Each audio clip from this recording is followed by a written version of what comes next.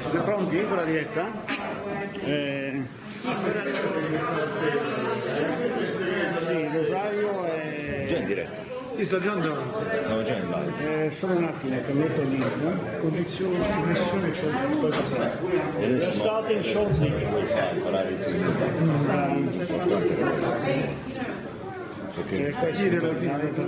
No, ma la rete univa è wifi,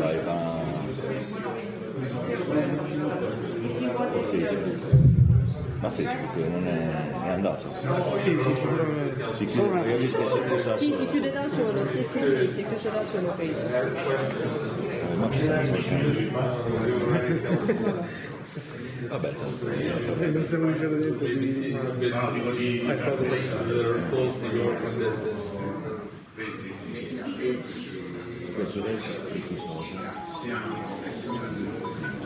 Questo si rimanda di tutto. Sì, per forza.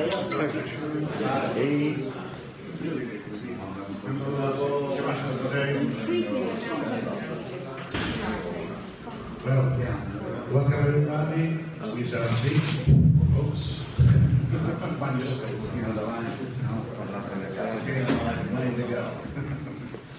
Okay, welcome everybody, and welcome to this session, second one, about the Iran-Iraq war in the Middle Eastern context. My name is Aldo Moro. I'm a blogger, a reporter. Maybe if you are asking why am I here, it's the same question yesterday and today, because I don't belong to the university world, but I'm very passionate with Iran, its history, its people, its culture, and so thanks very much to the University of Bari, and in particular to our friend Rosario, that is on the way, I suppose. Well, I have a mission to start with the keynotes of our friend Ali Ansari at 12 o'clock, so we have to start quickly, and I'll be very, very bad with you, because after 20 minutes I have to stop you. So, it's a pleasure for you to introduce Siavash Rajpardeni. He was just a young reporter 15 years ago when I met him in Rome. He was a very, very good and brave reporter for the Messaggero and the Riformista. Then maybe the only one who speaks Persian who went to Iran for Iran election and things like that. Then Italian journalism lost a very, very good journalist, but university research find a fresh one. So, Siavash Rajpardeni, his last book, very, very important to me, was the Quest for Authority in the Islamic Republic of Iran. Today, he will speak about a special point of view, the Iran-Iraq war, through the diaries of Hashim Rafsanjani. Please. Thank you very much, Neto.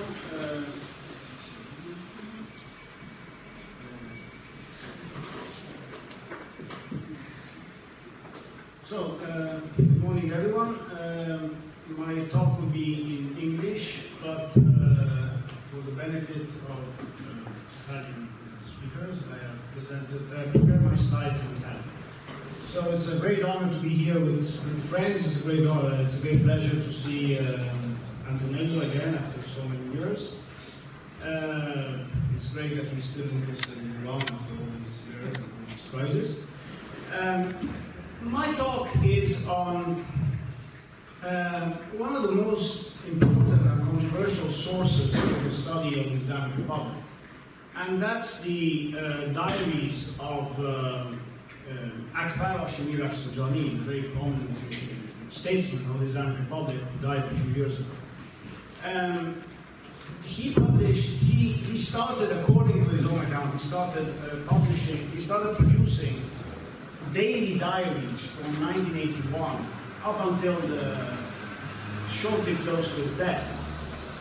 And of course, given the high-profile role that he had in the establishment of the Islamic Republic, these diaries are very important for giving us a glimpse, at least of what he wants us to see regarding the inner workings of the Islamic Republic.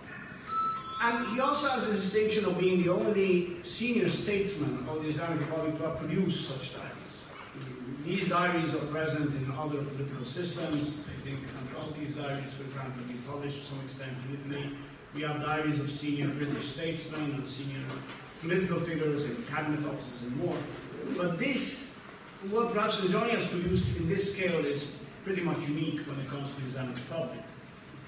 And of course, in 20 minutes, I can't go through what he wrote regarding the war in complete. I mean, just to give an idea, the number of pages for 1981 to 88 is something like 5,000 kilometers. But I'll focus on three important episodes of the war. So first of all, who was Rafsanjani? Well, he was born in 1934, died in 2017, was a very prominent figure of the Islamic Republic from 1979 until his death. He was President of Parliament from 1980 to 1989, then he was a member of the Supreme Defense Council for much of the war, became the de facto commander-in-chief a few months before the ceasefire, President of the Republic 1989 to 1997, and so on and so forth. So very high-profile positions as well. And he's often known as a purveyor of realpolitik, if you want, within the establishment of the Islamic Republic. His relationship with the West was a rather varied one. At times he was trying to establish a relationship with the West. Other times he was rather anti-American when it was convenient to be so. So it was a very variable relationship. And he had a long-distance relationship with Andreotti as well. I don't think they ever met, or maybe they met when Andreotti traveled to Tehran in the 1990s. But they were in touch via phone when they were both in power in the 80s, for example. And if you really want to stretch it, he's in a way the Andreotti of Iranian politics, although not really. There are some major differences between the two as well. So as I said, the diaries, here you see the cover of the first one and the last one on the right, which was published last year. The first one relates to the Iranian year 1360, around about 81, 82. The last one relates to 1997, 98. The first one is called Exit from Crisis, the crisis of the early years of the revolution. The last one is called Looking for Expediency.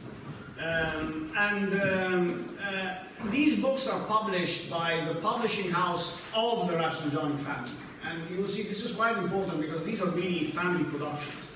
And they're always edited by one of his close relatives. So you see the first one, it's written there, was edited by one of his sons, Yasser al-Shani. The last one was edited by his firebrand and controversial daughter, Faiz al-Shani. And as I said, the publication house is also owned and run by the family and basically churns out his diaries, his speeches, his interviews and everything. So it's a very carefully produced operation. He at times gave some clues on how this content came about. So, for example, in the diaries dated to 1987-88, he says that he would write his annotations by hand every day, or maybe a couple of days he didn't have time, but he would catch up in the following days. He would contain, everything would be there, unless there were insulting statements or things that were damaging for certain individuals. And if people were alive, they would actually try to reach out and discuss it with them. And bear in mind, there's a sort of a 20-year gap between the actual diaries and their publication. So the first one started in 1999, related to 1981, and then it went on a yearly basis. So more or less 18 years. And he says that the parts which are not state secrets are published. So he admits that there's parts of these diaries that are actually not published. So what we have are not the complete versions. And he says that the version of the diaries was always sent for reading to Khamenei, as supreme leader, and he would give few comments every time. He doesn't say which ones. And then he also quixotically at some point says that luckily all these handwritten diaries have been scanned and saved on CD, so there is a backup in case something happens with the originals. And you can imagine what that can mean. I mean, maybe at some point the these originals being seized by a state body or something. So it sort of implies that there's a copy of these probably outside Iran as well. In other words, they have been recorded for posterity. So this is, as you see, a slick, complex operation to ensure that Rafsanjani's views on these periods and what he wants to give out in terms of his own legacy is preserved and is published according to a certain rationale. So, 3 episodes I will focus on briefly in this talk. First of all, the decision to carry on the conflict after Khorramshahr in 1982. This was a very important moment of the war because once Khorramshahr was captured, and that was the only major Iranian city that the Iraqis had captured throughout the whole war, there seemed to be an intention by Saddam Hussein to bring the conflict to an end. He had actually made a proposal for effectively a ceasefire. This was not at the UN level, this was more himself sort of throwing out this proposal. And because Iran was on the offensive at that point, and Saddam really was fearing that Iran could actually enter into Iraqi territory anymore. And so there was a debate inside Iran, inside the Iranian leadership, political and military, over what to do with that. And there were 2 options. Either carry on into the Iraqi territory, or try to see whether Saddam was being serious with his offer.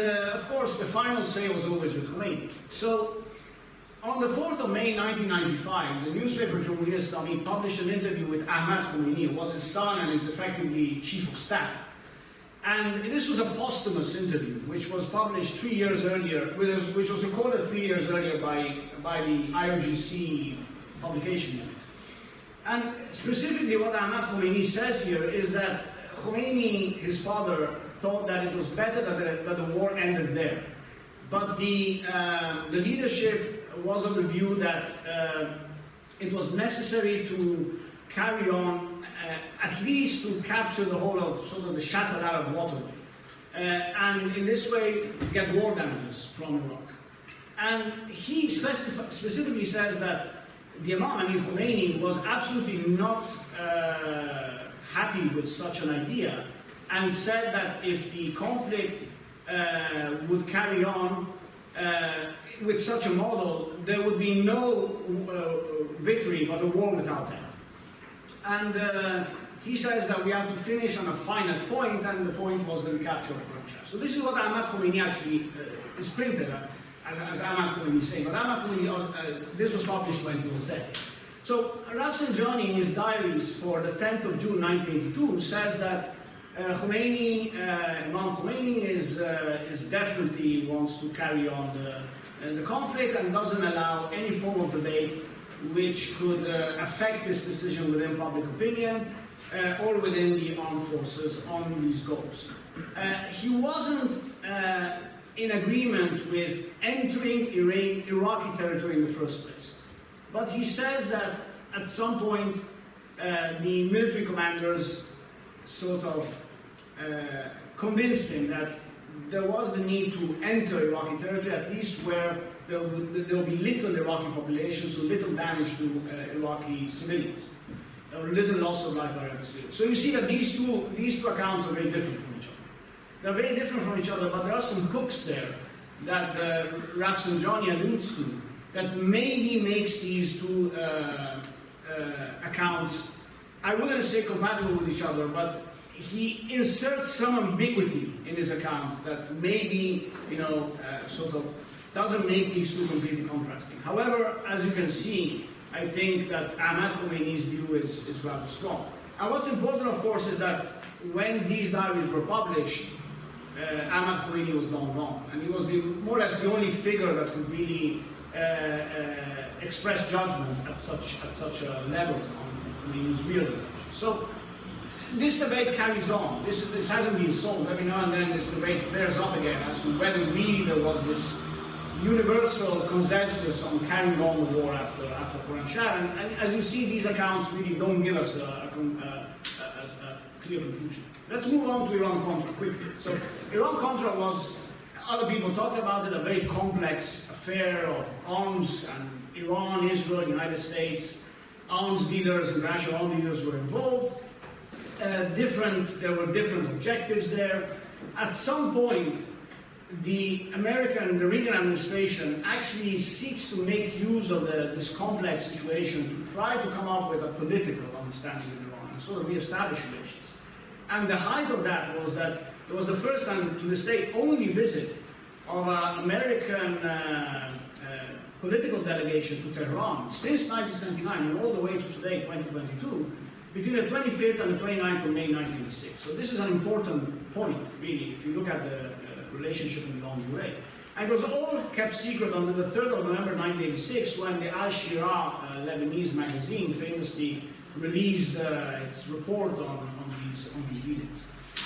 So at some point the Americans, now Iran context is very complex, I won't go into it in detail, you can read the Tower Commission, there's a lot of material, other people have written about it, but at some point the American analysis was that Rafsanjani, and you saw him on the cover of course of Time magazine, Rafsanjani was this figure that was in a pragmatic fashion. If there was a way to re-establish a political dialogue and maybe political relations with Iran, it had to go through Rafsanjani. And this you see in the Tower report, especially after the failure of the first channel of communication with the Islamic Republic, which led to the McFarlane mission, namely the channel that was set up by Prime Minister Mousavi's security advisor Mohsen Kangarloo and the arms leader Marshal Bonifaz. So Rafsanjani actually spends a lot of effort to describe what went on in McFarlane. He actually has a separate book on this, which carries in its appendix the copy of Ronald Reagan. You see it in the cover, right? Ronald Reagan's inscription of the Bible, and the Bible is kept at the Presidential Museum in Rafsanjani, in his own town today. You can go and see it if you're interested. But it's here in this book. So both in the book and in the diaries related to that year. So to sum up, he says that the American interlocutors were interested in a dialogue that went beyond missiles and hostage, but he defines this because the US were desperate for such a measure, but he doesn't really explain why. He says that Khomeini was actually in full agreement with releasing all the details of the Al-Shira scoop, and he actually ends up doing this on a rally for the anniversary of the embassy takeover on the 4th of November 1986, the following day. And he doesn't actually justify why he does it on this specific occasion, but he actually does it. He doesn't associate the arrest of Mehdi Hashemi, that relative of Ayatollah Montazeri, with the Iran-Contra case, which is also quite interesting, because it is universally thought that Ghorbanifar told the Montazeri that they had missed a payment and revealed the whole thing to him. And that's how Al-Shira got hold of it through the Syrians. And then he doesn't actually provide any detail on what he thinks the source of Al-Shira was either. So quickly on two people that were involved in this. So Mohsen Kangarloo was the guy who actually effectively brought McFarlane to Tehran. He died a few years ago, but he too has a nice posthumous interview, a video interview, which gives his version. And in this video interview, which was only published, according to his view, after his death, Hassan Rouhani, of all people, who we talked about yesterday, was the person who refused to make the payment of a tranche of missiles, which in turn led Ghorbanifar to complain with Montazeri, right? And this is important because Rouhani was simply Rafsanjani's deputy at the Supreme Defense Council at the time. He wasn't a powerful character or somebody who could just make a decision over whether to pay or not pay on his own. So this implies that Rafsanjani was in some way involved with this missed payment. And this is when this channel unraveled completely. And this is when the possibility of carrying on with the result of the McFarlane mission sort of unraveled. But Rafsanjani makes no mention of this in his own account. We have an account by, very exotically, Rafsanjani's nephew, Ali Hashemi. Here you see him, of course, with McFarlane on the background. Ali Hashemi was a 25-year-old youngster at the time who was spotted by the Americans as, because he was the nephew of, because Rafsanjani was his paternal uncle, they saw him as a channel to get to Rafsanjani directly. So he was actually, and he ended up in America, hosted by the CIA for a few days. And this gets really complicated because he has, prior to going there, he has a meeting with Richard Secord in Brussels. And Secord tells him the whole McFarlane story and McFarlane's mission to Tehran. And this is in August. This is a few months before Al-Shira obviously comes up with its own revelations. And according to Ali Hashemi and the account that, again, the Rafsanjani family produced in that book, Ali Hashemi goes and tells Rafsanjani that he knows about McFarlane some point in September. And Rafsanjani tells him that it's all a lie, and he should forget about it. And that's when he goes and discusses it with Mohsen Rezai, the commander-in-chief of the IRGC. And he's very eager and gives him a whole list of weapons that the IRGC needs. So in other words, before Al-Shira reveals this, there were more parties than Mehdi Hashemi in Iran who knew about Iran, who knew about the McFarlane mission. So it is not, in my view, a complete given that it was Mehdi Hashemi and the Montazeri clan that revealed it to the Syrians. They could have gotten it from somewhere else. We simply don't know, because in this regard, all these accounts are extremely hazy. But Kanga Alu in his posthumous interview again provides an account that is rather in contrast with Rafsanjani's own account, and in some way implies that he was actually rather involved in the process which led to that mispayment and the McFarlane process sort of interrupted from a political point. Because they were really eager to go there with Iran and establish a political contact that was going beyond the issue of hostages and weapons.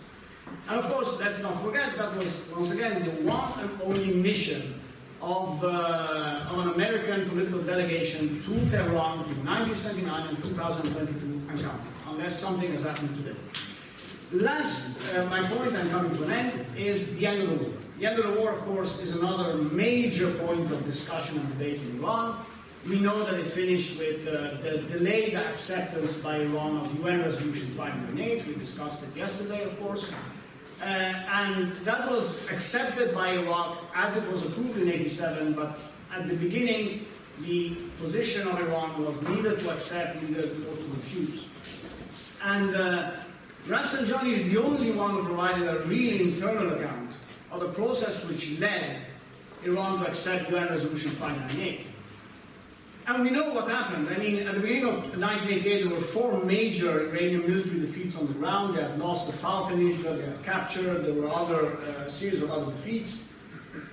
There was the creation of a new front in the Persian Gulf, pretty much, with American warships increasingly attacking Iranian vessels. There was the downing of the Iran Airbus passenger plane, that great tragedy. So the tide was really turning very fast against Iran. So Rafsanjani says that at that point, after a few months after he becomes commander-in-chief of the armed forces, which is around about in May or June, he enters this perspective of needing to go for a political and not military end to the conflict, and also obtain Khomeini's acceptance that the political resolution to the conflict is the acceptance of UN Resolution 598. So the problem with 598 was that Iraq was not recognized as the aggressor. Iran was steadfast in saying that the war will come to an end when the international community will say that formally that Iraq is the aggressor, and therefore Iraq has to pay, of course, war damage. So, long story short, in his diaries he says that the critical meeting with Khomeini that led to the acceptance of 598 as this political solution was the 14th of July 1988, when they discussed a letter that Rezai, the commander-in-chief of the IRGC, had prepared on what the IRGC needs to carry on the conflict in that scenario in which Iraq is, on the up and Americans are involved and more. We'll get back, sorry, I'll just finish, it's really a couple of minutes. The factor, and he says, the factor that convinced the Imam more than anything else was the chemical attacks on Halabja and Sardasht, and the fear that these could spill out to the major Iranian cities, Tabriz, Isfahan, Qom, and Tehran, and they could be targeted to chemical weapons. So what is the importance of saying that this was the main reason? The importance is that the military defeats of the last 2 months, in Rafsanjani's views, were not the main factor. It was this factor, and the fact that they couldn't, and they weren't willing, from a technical but also from a moral point of view, to retaliate in the same way. I go and subject Iraqi cities to chemical bombardment. This account you only find in Rafsanjani's diaries, and it's in the introduction to the diaries. For each volume, he has a posteriori introduction, if you want, an introduction that he produced when the volume was being prepared 20 years later. it is not an individual entry for that day, right? So you see how you have this very unique weaponizing, if you want, of this diary by Rafsanjani. This is not in the daily entry, but it is in the introduction that he wrote much later. And I haven't managed to find this account in any other source. I've looked at histories produced by the RGC, by other state bodies. This is missing. Partially because very few people were in the room when this point was being made. So it's very difficult to find the account. I mean, if, for example, at some point Prime Minister Mousavi will talk about this meeting, former Prime Minister Mousavi, we might have some.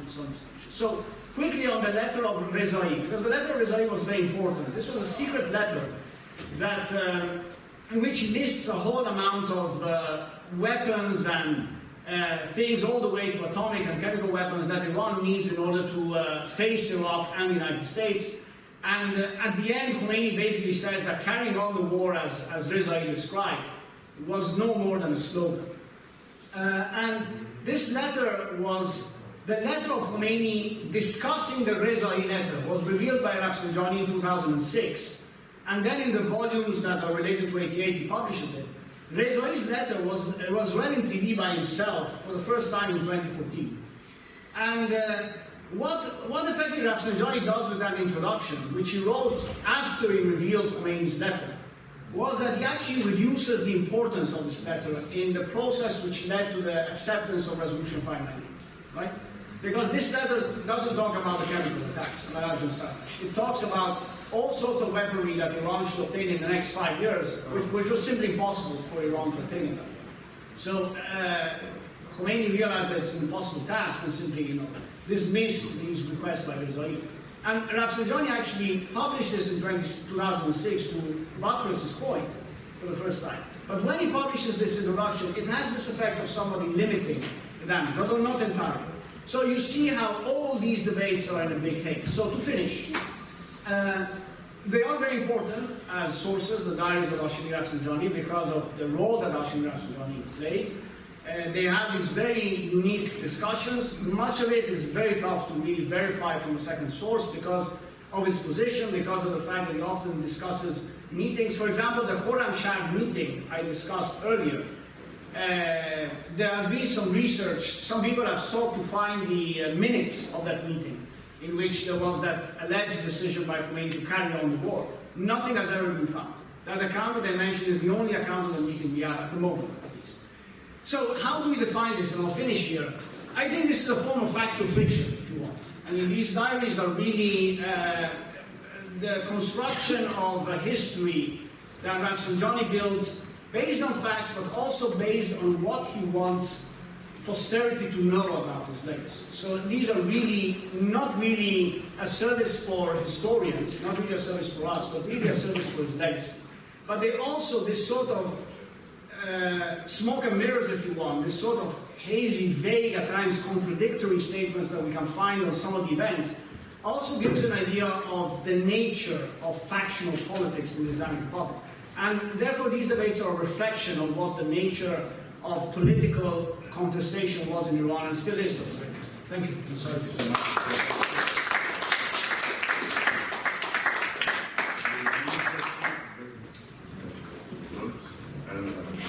Really interesting. Then I have a question for you about later. So very quickly, now we talk about the so-called red or black line that links pre-revolutionary Iran to revolutionary Iran, Islamic Republic throughout the world. Giuliano Garavini teaches international history at Roma Tre University. Last monograph is the rise of fall of OPEC in the 20th century, and now we will talk about OPEC and the Iran. Please. Thank you very much. First of all, I'd like to thank the organizers for having invited me. It's been a wonderful time up to now, and I'm going to speak about issues that I dealt with actually until 2 years ago, so they're a bit far from what I'm doing now, but I hope some of it will be relevant to our debate. So the starting point is that In 1980, OPEC, the Organization of the Petroleum Exporting Countries, seems to be at the apex of its power, far more than during the oil shock of 1973. Everybody in the world was kind of convinced, even economists, that we were going to run out of oil, and that this organization was all-powerful. And by the end of the war in Iraq, Iran-Iraq war in 1988, OPEC is in a very deep crisis, basically next to falling apart, and in a way embodying the prediction of Nobel Prize winner Milton Friedman. That was pretty amazing. It was kind of a prophecy. He said that, with the prices of oil going up, consumers would consume less oil. Eventually, in order to keep the prices up, the Arabs would have to cut their production, and at one point, OPEC would fall apart. This is not very far from what actually happened, but in one thing, he was wrong. OPEC did not fall apart. So I'll go through the different phases of the war and see, in a way, how OPEC was weakened by the war and why it did not fall apart, as in the prophecy of Milton Friedman. First of all, the starting point is that during the period between 1979 and 1981, what we're seeing is what is defined as the second oil shock.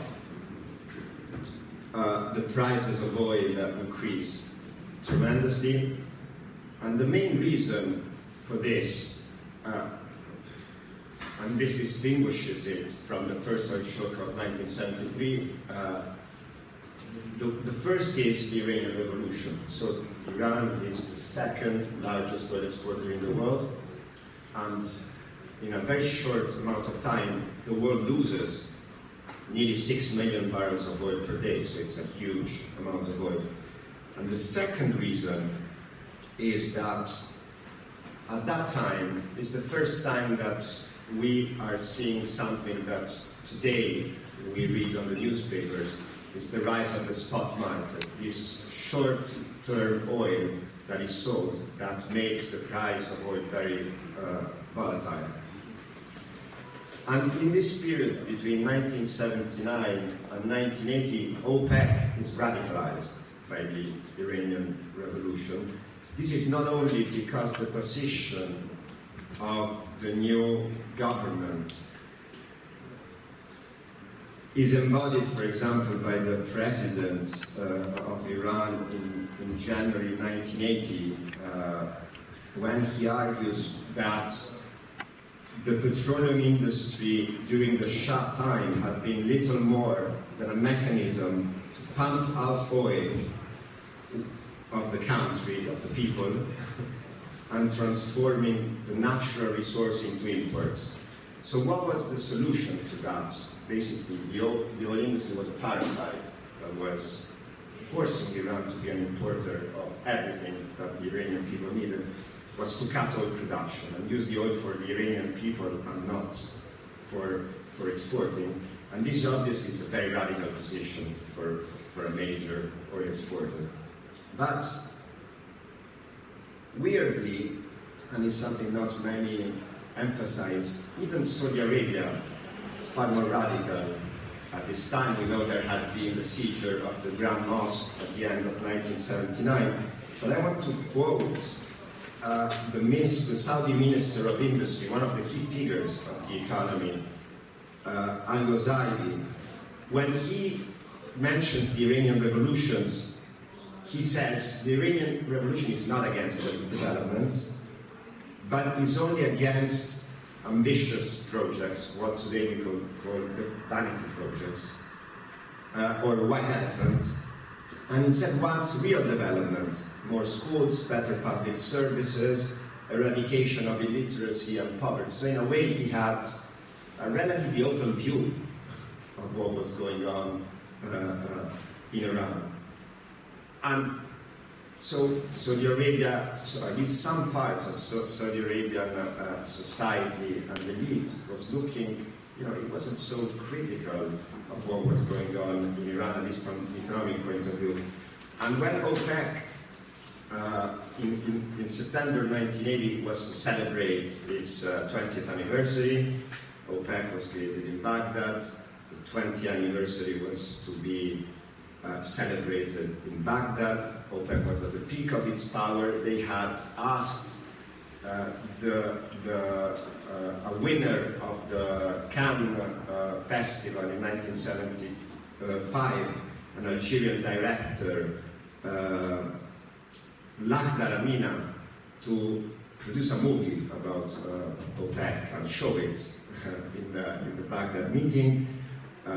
They had a book to be produced by the editor-in-chief of the Middle East Economic Survey, which was the most important journal on economy and oil in the Middle East.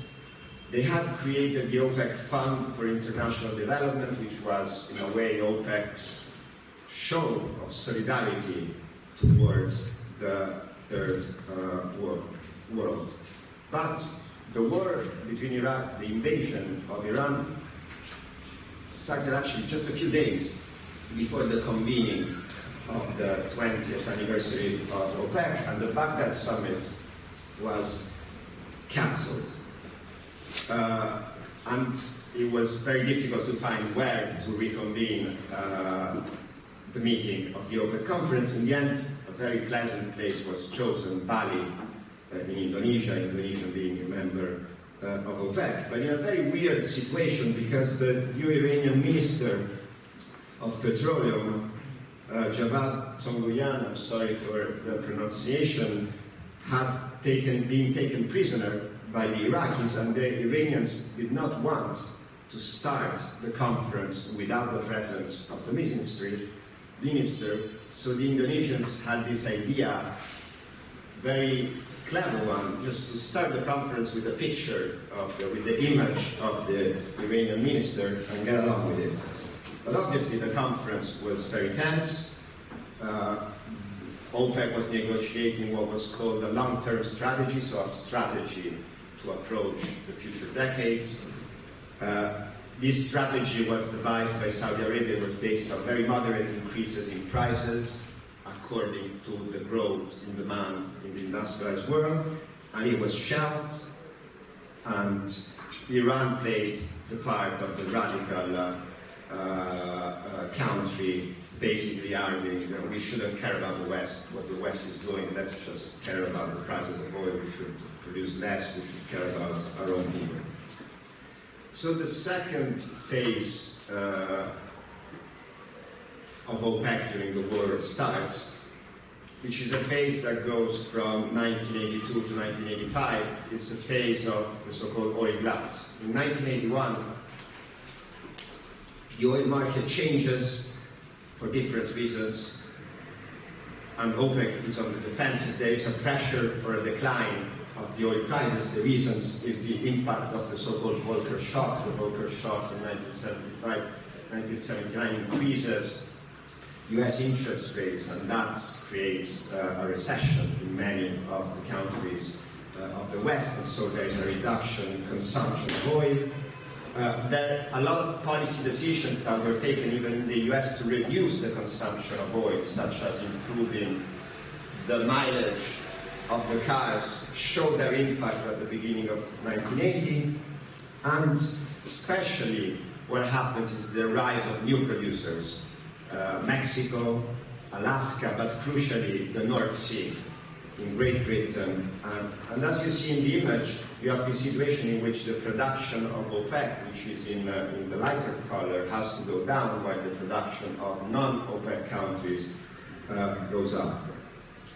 As a reaction to this, in March 1982, OPEC decides for the first time in its history to try to transform itself into a cartel, and it devises a cap. It should not produce more than 18 million barrels a day, And this happens in a situation in which Iran is producing very little. It's in an economic crisis. International capital has fled. Technical assistance has fled. So petroleum production of Iran had gone down. It had dropped basically to 1 million barrels a day from 6 million when it was before that. And the Iranian minister argues Iran is not going to respect any quotas whatsoever. Saudi Arabia is overproducing, and the ceiling should be much lower than 18 million barrels a day, because what we need is the price to go up once again. In the end, Saudi Arabia manages to convince OPEC to this decision. It manages by cooperating with Iraq. In 1982, Syria had cut off the Iraqi pipeline to the Mediterranean, so Kuwait and Saudi Arabia provide Iraq with 300,000 barrels per day shared from their neutral zone. So they give Iraq money, basically. And Iran doesn't says it won't participate to any quota system. So in a way, the decision to cap production is a victory for Iran, because any effort, Iran would not participate with any decisions, but any effort to keep the price of oil up would in a way benefit Iran in terms of prices, while Iraq, even though in principle would not like any decision that helped Iran, has no power, because basically its economy is helped and fueled by the help of the Sunni partners. So we enter into a situation in which OPEC is in an internal crisis. It doesn't manage to choose a Secretary General for the only time in its history, from 1983 to 1988, because it was the turn of an Iranian to be Secretary General, but the others would not allow. So for all that period, OPEC only had an acting Secretary General. In 1983, there is this important decision, once again taken with a key role played by Saudi Arabia, not only to cut production and decide on quotas, but Saudi Arabia decided to be the swing producer. So whatever needs to cut production in OPEC, it would be Saudi Arabia that would face the challenge. And all of this basically lasts until this other phase called the oil counter shock, which goes from 1985 to 1986. So in September 1985, which is what leads to this steep decline of the oil price, Saudi Arabia decides to abandon the strategy of defending the price of oil and the quota system, and decides to go for market share. So decides to produce as much as it can at whatever price it can. And it does so for different reasons. It does so because it wants to produce non-OPEC producers. It says, okay, the UK is producing so much oil, why don't they stop producing so much oil? It decides to do so because the rents, oil rents in Saudi Arabia, as in other producers, are dropping dramatically. In the beginning of the 1980s, it goes from $119 billion to $26 billion. Saudi Arabia does so because in September 95, there was a depreciation of the dollar of 70%. Since oil is paid in dollars, if there is a depreciation of the dollar, it means the countries that sell oil are losing money. And it does so because Yamani, the Minister of Oil Saudi Arabia, understands that even though OPEC is reducing production, the demand will not increase because the importers have very high taxes on gasoline, which don't allow an increase in consumption. And also because the Saudi production had gone from 10 million barrels a day to 2 million, and Saudi Arabia needed the gas. But what's interesting is that many historians have another explanation for this episode of the counter shock, which is kind of a geopolitical explanation. Some argue that it was, in a way, the so-called Reagan victory school. It was the US that forced Saudi Arabia to this decision, and that a drop in prices was a key reason for the defeat of the Soviet Union, because the Soviet Union had become so dependent on the hard currency gained by selling oil and gas. But other people argue that it was a measure against Iran, because at the time when Iran seemed to be on the offensive, a decline in prices would have affected Iran. There's no, I haven't seen any real evidence of this, but it's true that the counter shock did affect also Iran in a negative way, and in the period from 1985 to 1986, Saudi Arabia has this policy of regaining market share by producing as much as it can. But eventually, by the summer of 1986, the strategy of Yamani fails. There is a pressure on Saudi Arabia. Even Bush travels to Riyadh, saying the price of oil is now too low. The Iranians start negotiating with the Saudis. The Minister of Oil of Iran, Agazadeh, meets with Yamani. The Saudi king intervenes. And in the end, by 1986, what happens is that there is a compromise to which Iran participates. And this compromise is to go back to the system of quotas, even though none of the OPEC members was really respecting the quotas, and to try to fix the price of oil, which is not based anymore on the OPEC price, but is based on the prices of oil that is marketed to futures, so Brent oil, the oil in the North Sea, and the American oil. So basically what happens by the end of 1986 is that OPEC seems to be, in theory it has a quota system, in theory it has a price, but it's not deciding anything anymore, and nobody is respecting quotas anymore. This leads to the end of the war in 1988. And what's interesting is that by the end of the war in 1988, Iran, that had been, in a way, the problem of OPEC until 1988, becomes part of the solution, while Iraq becomes the problem, because now Iraq, needs to increase its own production if it wants to rebuild the country. Iraq's GDP had dropped 30% to where it was in 1980. Baghdad owned 40 to 50 billion to Western and Soviet, in debt to Western and to the Soviet bloc. It owned more or less $40 billion to the Arab monarchies, and all of these people wanted the money back.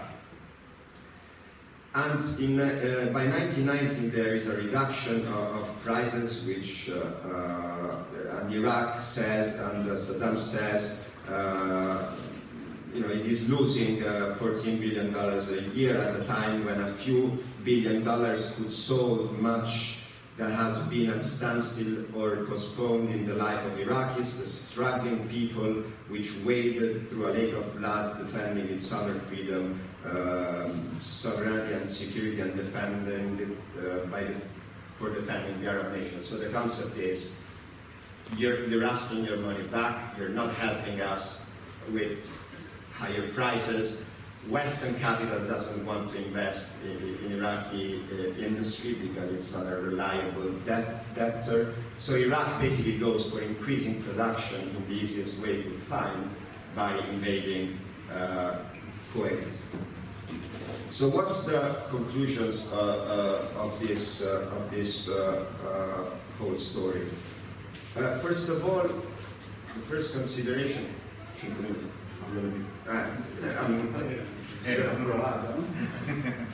Just concluding my concluding remarks.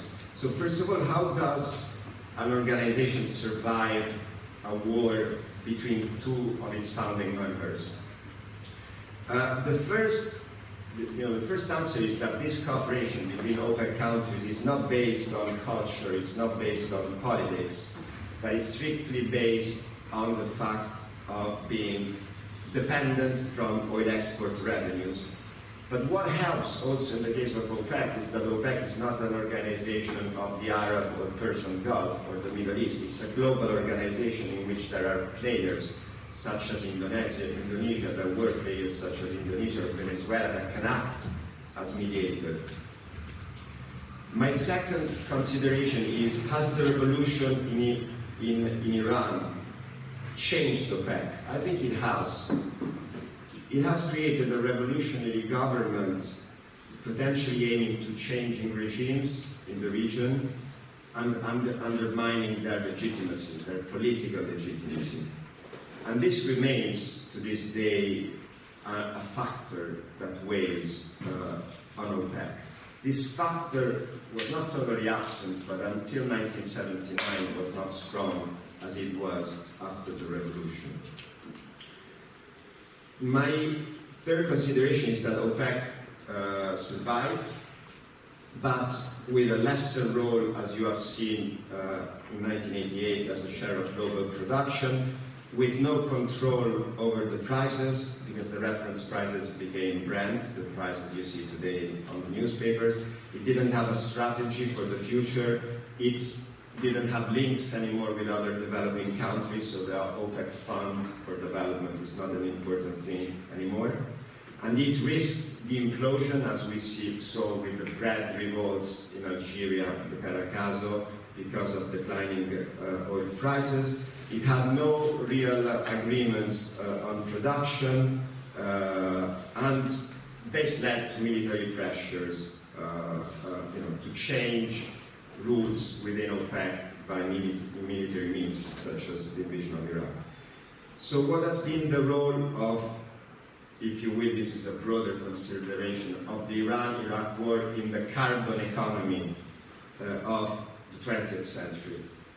I think you could consider that the role of the Iran-Iraq war had an ambiguous role. On the one hand, it helped because these two countries produced less, so it helped to contain the declining prices at a time where all this oil coming from the North Sea, coming from China too, was a net exporter. Alaska was flooding the world. But on the other hand, it in an ambiguous way, had the opposite role. It was a very important component of a weakening of OPEC, which was at the roots of the expansion of the role of oil, an increasing consumption of oil in the world after 1980.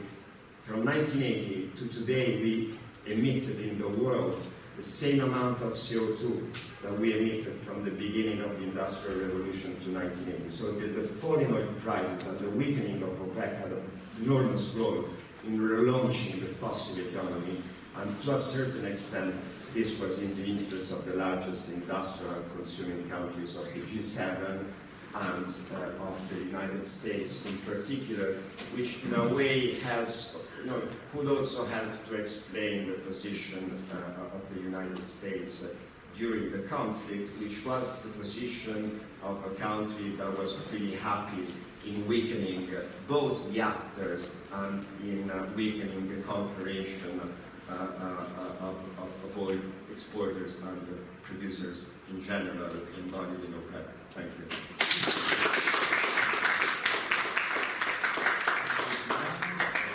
Time for Matteo Giallini, assistant professor at the University of Siena, will talk about historiography of nuclear weapon programs in the Iran-Iraq war. Please. Thank you, Mr. Chairman. Thank you to organizers of this impressive conference for inviting me. It's good to sit in this wonderful environment to discuss such relevant topics for the history of international relations.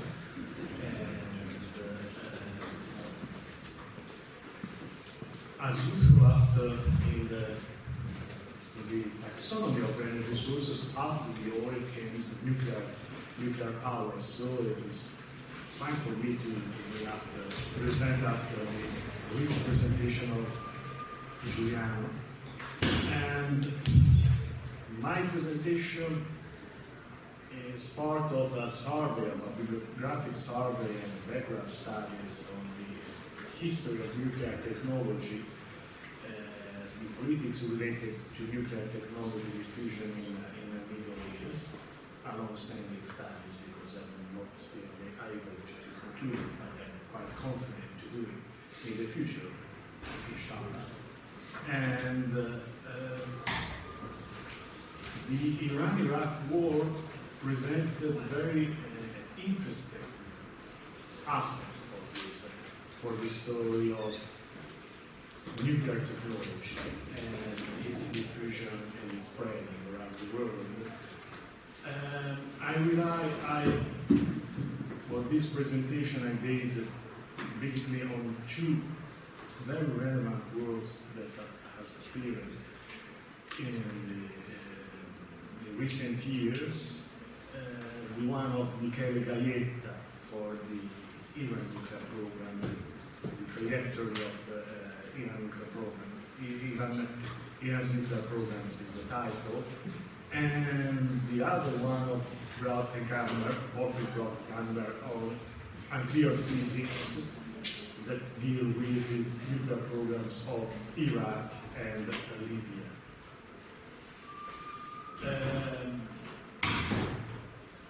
I will try to shed light on some aspects not directly inherently with these groups, but that, in my opinion, are meaningful for the international history of technology. That is not the topics of these groups. The first interesting aspect, I move backward respect to the Iran-Iraq war. Both nuclear programs of Iraq and Iran started in the frame of Western-promoted alliances, the Baghdad Pact and the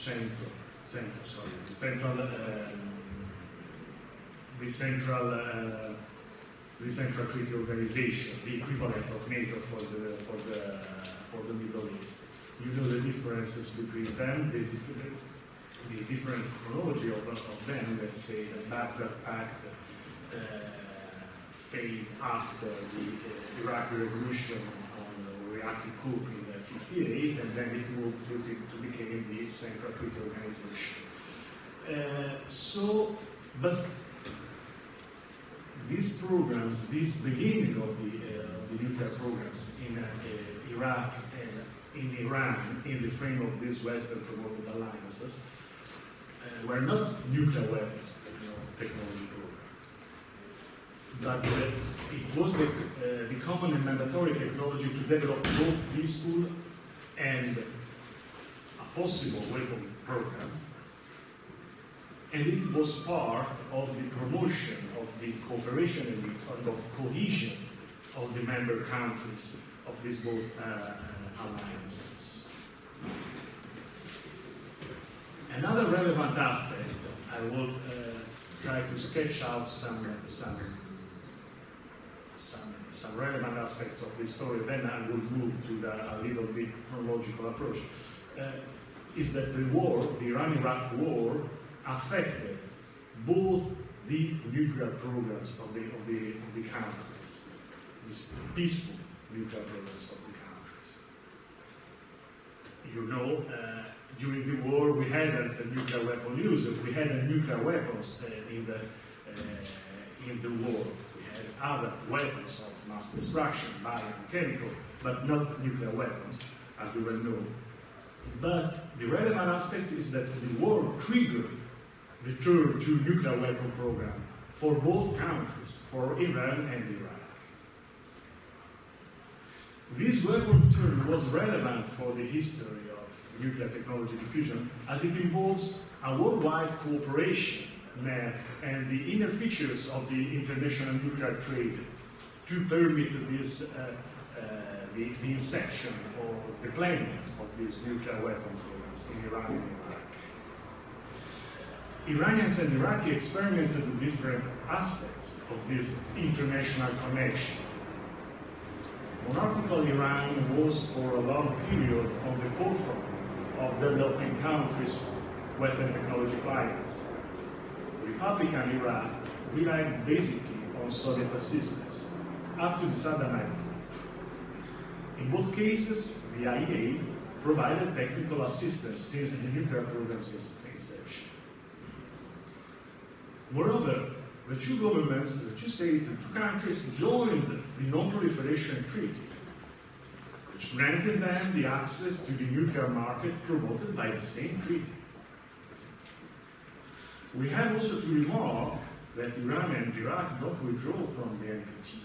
This is an intriguing point for the countries have a parallel economic sport stemming from the oil revenues, as Ginano showed magistrally before me. This permit to feed the expensive nuclear research programs.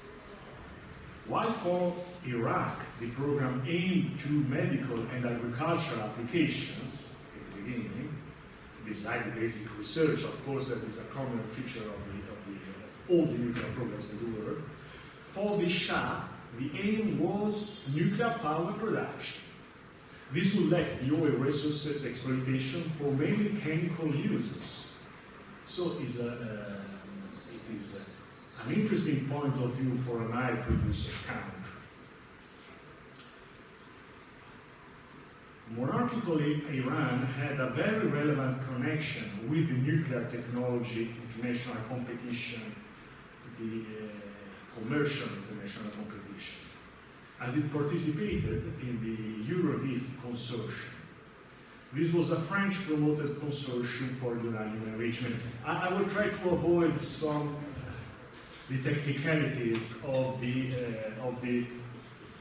nuclear technology that usually get excited, the nuclear technologists, the engineers, and also the historians, but I understand that for normal people, a very boring team. I will limit as much as possible these technicalities. Iraq stepped out the Soviet cooperation umbrella to reach an agreement with the French nuclear complex. The French cooperation had to provide a reactor for plutonium production. The only technical aspect that I would remind you, and I beg your pardon for that, is the difference between plutonium production, plutonium separation, and uranium enrichment are two different technologies that could bring to the same result of a nuclear weapon, but based on different nuclear material and so on different technologies.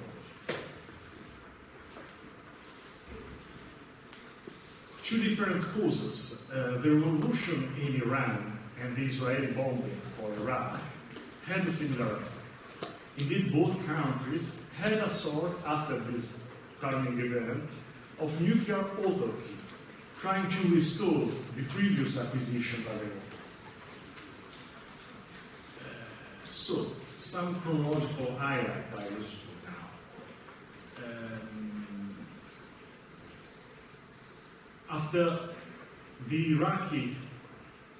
rest of Iraqi participation, after the Iraq left the Baghdad Pact, after the Baghdad Pact ended and the center was created, the nuclear training center of the organization moved to Tehran and renamed it the Central Institute of Nuclear Science. After, on 1959, the Iraqis signed an agreement with the Soviets to collaborate on atomic energy for peaceful purposes. Iraq purchased a thermal research reactor from the Soviets. We called the 14 Tammuz, 40 July, in honor of the 58th group. A new nuclear complex was located at Tuaita, 20 kilometers outside Baghdad, and beginning the construction in the early 60s. While the majority of Iraq's first nuclear scientists and engineers were trained in the Soviet Union, the first generation of leaders of the nuclear establishment was educated in the West during the 40s and the 50s. In Iran, the Tehran University Nuclear Research Center, TNRC, was established in the campus of this university, and after it was beginning the creation of a real nuclear complex in Iran, let's say, research center, university, industrial investment, and so on, with the reactors provided by the United States, which was installed in the 60s. But the effective launch of the Iranian nuclear program took place in the 70s in Iraq, within the Ba'ath group at Wa'ida. The Ba'ath section of the Nuclear Research Center, nuclear weapons ambition began to rise to the surface in the 71-72. They began to openly challenge the leadership concerning the duration of nuclear program. The Ba'ath section was the more committed to explore the possibility to turn toward a nuclear weapon. In June 72, the Iraqi government nationalized the National Petroleum Company. The windfall profits, which surged after the 73 oil crisis that began described, were spent on guns and dalla. Iraq undertook the most dramatic and sustained arms build-up of any Arab state in the region and began to explore opportunities for developing non-conventional weapons at all. And between the 73 and the 81, so a quite long period, the Iraqi nuclear establishment pursued a nuclear energy program. In the early 73, Saddam restructured the Iraqi Atomic Commission, and it begins his personal committing to the nuclear program. He tried to exert a certain political authority on the nuclear program. The Iraqi nuclear program will be based on acquiring technology and facilities from abroad, as well for foreign training of personnel. Iraq reached out to several countries to develop research collaboration and purchasing technology from France, Italy, Poland, and Greece. In 74, the nuclear power program was conversely an industrial priority for Iran. The Iranians' plans to complete fuel cycle management. Also, this began to create tensions with the United States, initially considered by Iran as the natural partner with whom to develop its nuclear program. Michele Galletta quoted the classified US documents that provide evidence of Washington's concerns regarding the Shah potential nuclear military ambitions in response to India's peaceful test of 74. The same year is a pivotal year, 74, for the Iranian nuclear program. The same year, Iran got the 10% share of Eurodif consortium, a share dropped by the Swedes. In 75, the Iranians relaunched the cooperation with the United States as completion of a massive investment in reactors for nuclear power production. In 77, the Iranian nuclear power program had a stop for the economic crisis of the countries, a stop that belonged up to the revolution and the subsequent purge of scientists that do the rest, and the Iranian nuclear program seemed on a deadlock. It was only toward the mid-80s, during the conflict with Iraq, that Iranian investments in the nuclear fields acquired a new momentum to comply with the strategic needs of the hour, the strategic needs of the war. The Iraqi nuclear establishment launched an ambitious shopping spree to assemble technological building blocks to manage the entire nuclear fuel cycle, from uranium excavation to reprocessing spent reactor fuel. And this also a complete identity similarity between the two programs. The management, the full management of nuclear fuel cycle, let's say the nuclear sovereignty. In other words, the Iraqis saw the ability to extract raw uranium, prepare and process it, and extract and reprocess the spent reactor fuel, let's say, to produce plutonium. And the plutonium is a nuclear material useful for nuclear weapons, as I said.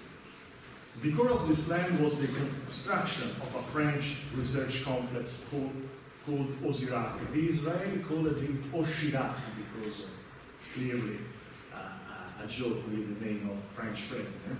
But Jordan is going to present it and its bombing thoroughly, so I will jump over this. I would just underscore that the Iraqi, in pursuing this kind to approach the nuclear weapon, followed the Israeli model, the Dimona model. Let's say a quite secret nuclear research center, nuclear reactor, and plutonium separation plan to achieve the plutonium to build the nuclear weapon, and to keep it hidden from the IAEA, from the international public opinion, international knowledge. Immediately after the strike, the Iraqi explored technical options for setting up a nuclear weapons program to be able to ward off future Israeli attacks. Because we are undertaking this path of plutonium separation, but as a possibility to perform nuclear weapons. It was not a declared and clear political willing to achieve the weapon. Let's say to prepare the ground in a process that is very long to be completed. After the bombing, the Iraqi tried almost all the existing technologies for uranium enrichment. So after the bombing, we chose another technological path. Why? Because we see that the plutonium separation, the Israeli model, was bombed by the Israeli, bombed from anyone, included the Iranians. So it was very risky. The enrichment permit a more to spread the center around the countries. So let's say it would be more easy to protect from bombing or attack. In the while, the Islamic Republic had a series of legal disputes with international suppliers, refusing to fulfill the several agreements signed with the Shah as Eurobid participation. Thus, from late 79 to early 82, Iran's nuclear program was significantly reduced until it came very close to being definitely abandoned. But in February 84, several West German engineers returned to the Bushehr nuclear site, one of the most relevant nuclear sites during the monarchy, to study the feasibility of resuming the construction and the implementation and the growing of this site. At this point, a new event complicated the situation. Let's say the Iraqi attack against strategic targets, including the Bushehr reactor, were attacked on the night of March 24. Although two aircrafts of the Iraqi aviation only marginally hit these plants, this significantly reduced the possibility that at least one of the nuclear plants could be completed by the German preparation during the conflict, because of the same risk to receive an attack and the same risk that the Iraqi already experienced in the 81. In this framework, Tehran began to consider a different path for potential production of these materials through the enrichment activities. So the same choice that the Iraqi undertook. How much time? Okay. I'm sorry. I jumped to the conclusion because I already said the most relevant aspect. Both the countries, the technological momentum from both the countries was related, on the technological perspective, to the choice of acquired zip kind centrifuges to Uranium enrichment. But moreover, this was allowed by the contact and the relation that both countries had with the Abdul Qadir Khan network, a clandestine network of black market, the first black market network in nuclear technology, that permit for both countries to have a relevant boost toward the acquisition of nuclear material useful for nuclear weapons. These centrifuges in the history of nuclear technology are in a certain way the equal of Kalashnikov for the small arms. These kind of centrifuges were cheap and popular, and they are allowed to be spread thanks to the nuclear black market networks, so as a trafficking, as nuclear technology trafficking. The second concluding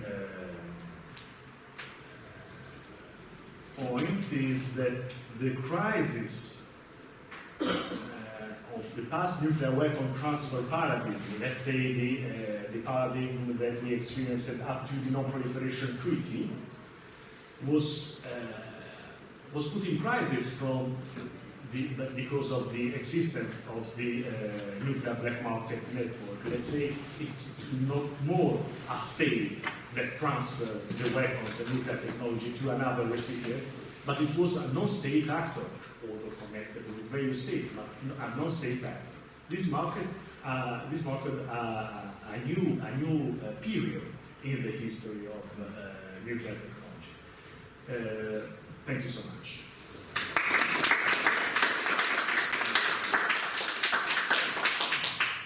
The never-ending story of the Iranian nuclear. So just like a TV series. Nowadays we are still waiting for something from the end. Well, now is the time for our Wurzel from the Università di Napoli Orientale. We will talk about the Iranian war and its impact on the US-Saudi relations. Please. Thanks a lot. Thanks to our chairman. Thanks to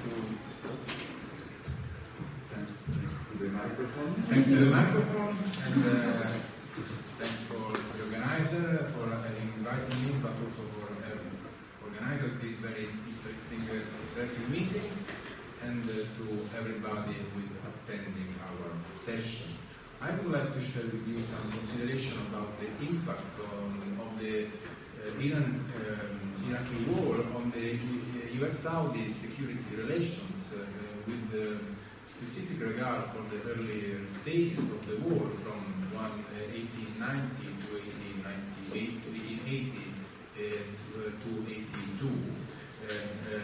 As scholarly debate has extensively highlighted, a structural change in the nature of the security relations between Washington and Riyadh occurred during the 70s. Indeed, the end of the British security role east of Suez, coupled with the modification of the international oil market and with the reduction of the US political and military overstretching worldwide, as envisaged by the Nixon Doctrine, led to the shaping of a renewed US security approach in the Persian Gulf. It assigned to Iran and Saudi Arabia the role of regional pillars in safeguarding the pro-Western security architecture in the area, while the United States retained the role of a sort of an offshore balancer. However, in this changing security environment, the alignment between Washington and Riyadh was not free from inner limits and contradictions. In particular, the doubts existing in a number of sectors of both the Carter and the Reagan administrations on the reliability of the Riyadh regime as a security partner And the US difficulties in balancing the special relationship with Israel and the bonds with Saudi Arabia, as well as the destabilizing Saudi regional role as the champion of the Sunni world and its anti-Israeli rhetoric, represented the major weaknesses in the bilateral security relation. Moreover, the need of the Saudi regime to maintain the security relations with the US as less visible as possible. We want US weapons. We do not accept US bases in our territories. In our territory, it was the mantra of the Saudi diplomacy for years, motivated by comprehensible both domestic and regional reasons, further complicated the development of the security relationship. I would like just to take on three main points. The first one is devoted to assessing the unstable picture of the bilateral relationship between Washington and Riyadh on the eve of war. The second one is to look at the different evaluations stemmed in Washington and Riyadh vis-à-vis the inception of the Iran-Iraq war. And the third part, I would like to highlight the continuity and change in the Reagan administration approach towards the Saudi issue in the light of the early development of the Iran-Iraq war from 1981 to 1982. The outbreak of the Iraq-Iran war in September 1998 coincided with a stage of fatigue in the US-Saudi relations, whose limits were exacerbated by the eruption of the conflict. An exchange of letters of March 18, 1980 between the US Presidents Jimmy Carter and Prince Fahd highlighted the current strained relationship existing at that time. While the Saudi royal family representatives complained for what was perceived as the loosening of the ties, Carter, through reaffirming the strategic centrality that his administration attached to the regional security role played by the Saudi regime, stressed that Saudi should abandon the one-sided relation scheme which characterized the early step of the ties. The US commitment to Saudi Arabia's security has to be matched with an active Saudi role in vital issues like fostering stability in the world area, helping in mending the relationship between Egypt and the Arab world after the separate peace between Egypt and Israel, not inflaming the Palestinian question, as well as opposing the Soviet expansionism in the region and, of course, ensure regular oil flow to Western economies. The Saudi perception of the troubled state of the relationship between the two countries was taken in a number of telegrams sent from the US Ambassador John West to the Department of State in the late spring, early summer of 1980. Recalling the opposition which were rising in some sector of the Carter administration towards the prospect of selling US weapons to the kingdom, West affirmed that the issue at stake is not if matching the Saudi request, but how and when. The supply of US arms was to be considered as a vital step for keeping the relation alive. In his view, three main factors were undermining the stability of the security alliance, informal alliance of course. First, the Saudi disillusionment. That was the Saudi perception of the relation with the United States as an unbalanced relation in which the US are receiving much more than they are providing. Second, this was the Saudi perception according to the US ambassador. Second, the Israel factor. That was the Saudi assessment regarding its own subordinate position in the hierarchy of the US regional allies, with particular reference, of course, to the special bond, special relationship existing with Israel.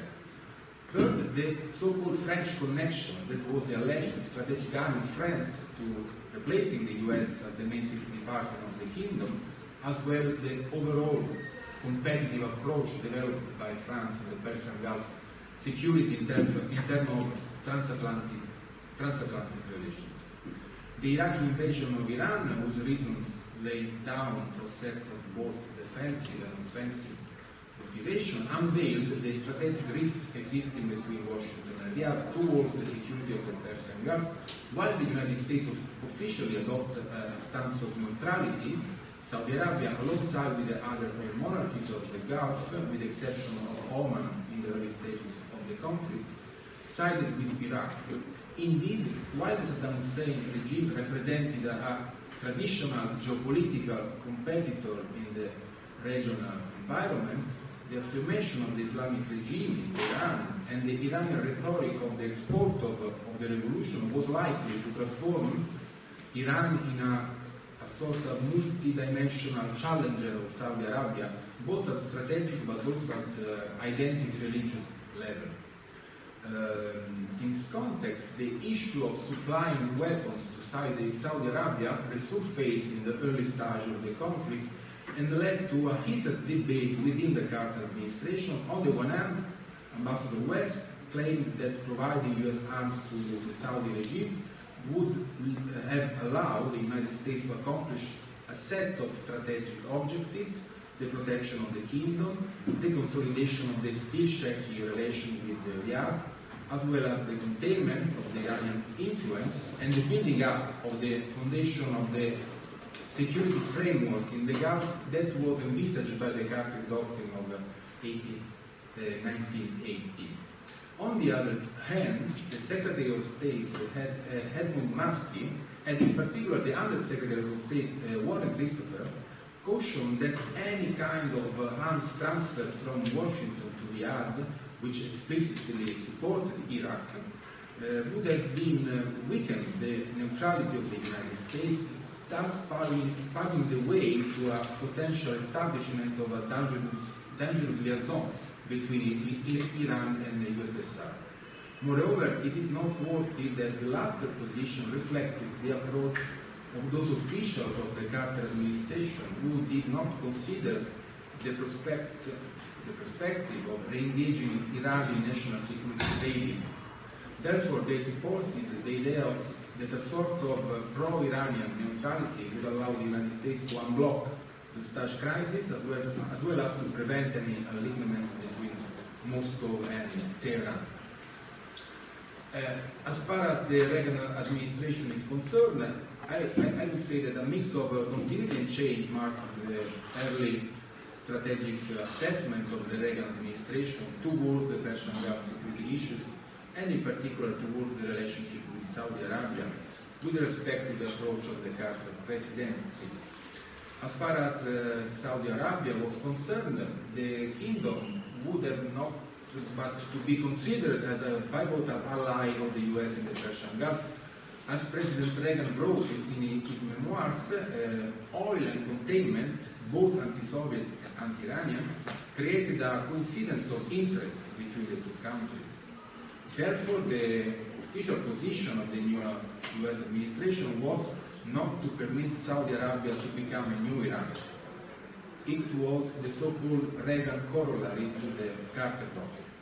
These words, far from representing a major shift in the US security posture in the Gulf, confirmed the traditional engagement of the US in safeguarding Saudi Arabia's security. The rationale, the logic of the Reagan corollary was likely to extend the US security commitment to the kingdom from the external threats to the internal turmoil. The agreement of the selling of the OWACS aircrafts to Saudi Arabia, concluding in October 1982, confirmed the renewed stage of the bilateral relations. However, the development of the Iran-Iraq war made the path of the US-Saudi relation much more controversial than it was supposed to be on the basis of the early assessment of the Reagan administration. In the early 81, the US position towards the Gulf War appeared to be grounded on two landmark assumptions. On the one side, the prediction that the military balance in the conflict would last throughout the war year.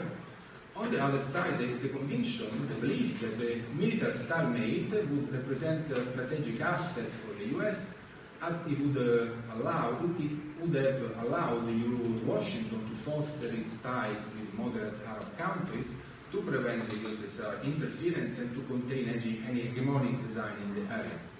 In this regional context, the Reagan administration thought not abdicating the official position of neutrality, endeavored to develop a strategy of attention and rapprochement with both the sides of the conflict. As for Iraq, it translated in a cautious yet meaningful strengthening of the commercial ties based on the consideration that the engagement of the Saddam regime would have shored up the fragile Western security system in the Gulf. As far as Iran was concerned, the priority was seen to the goal of preventing any possible tilting of the Islamic regime towards the Soviet Union and of encouraging the development of the Iranian domestic situation in a pro-Western direction. Therefore, the supply of weapons to Tehran from West friends countries, namely Israel, was envisaged as the best-serving tools for this strategic purpose. The objective of strengthening the Iranian army, in which the Reagan administration decision makers,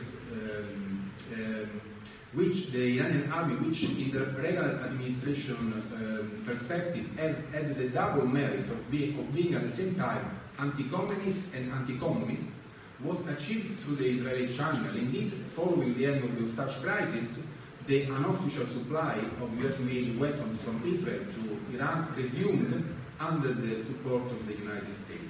The logic of this choice appeared to be not univocal, being the United States' interest in keeping the dialogue with Iran alive, while Israel was determined to consolidate the enemy of its enemy, as Iraq was still perceived as the most assertive and anti-Israeli regional player.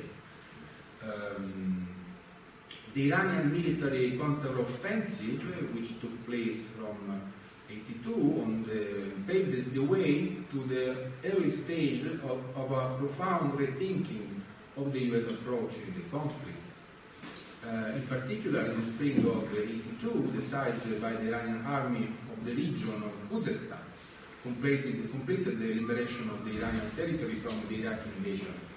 The perspective of a role reversal between the two belligerents and the assumption that Iran would pursue an hegemonic project in the Gulf still, once again, an heated debate within the US decision makers, while the most influential officials of the Reagan administration called for the US to increase the economic and military aids directed to Iraq, Saudi Arabia, and the small oil monarchies, with the aim of deterring the Iranian expansionism.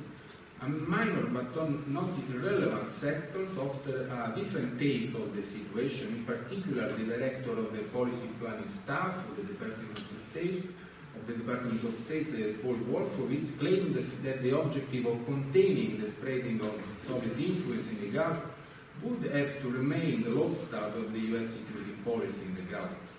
Therefore, the weak but still existing ties with Iran should not have to be compromised, as Islamic Iran was perceived as the only regional actor able to open the door of the Gulf to the Soviet penetration. As a consequence, Saudi Arabia should have had but to accept the reality of the increasing of the Iranian power projection in the Gulf and cooperate with the United States alongside with Turkey and Pakistan in order to shield Tehran from the Soviet pressures. So in the mid-82, the strategic assessment of the Reagan administration towards both the political and military environment of the Gulf appeared to be rifted along the traditional dividing lines of the US policy in the Gulf, which took place following the change of regime in Iran in 1979. Was the Islamic Iran and the Iran-led network of the Shia transnational forces in the Gulf the main threat to regional security, or should the global concert, Soviet expansionism, prevail on the regional dynamics? The uncertainty of the Reagan administration between these two diverging analyses determined a rather inconsistent action of the US, which exacerbated the contradictions of the relationship with Saudi Arabia. it's my conclusion, the analysis of the path of the US-Saudi Arabia security relation in the early stages of the war highlighted to which extent the eruption of the war represented a sort of a crucial stress test for the viability of the informal security alliance existing between Washington and Riyadh. To sum up, the inception and the early developments of the Iran-Iraqi war entrapped the strategic alignment of the United States with the Riyadh regime in a sort of, I would say, security dilemma, how to conceal the neutrality of the US vis-à-vis the conflict with the need to protect its crucial, albeit contradictory, Saudi client or ally, depending on the perspective in the Gulf, which explicitly sided with Baghdad in its confrontation with Tehran.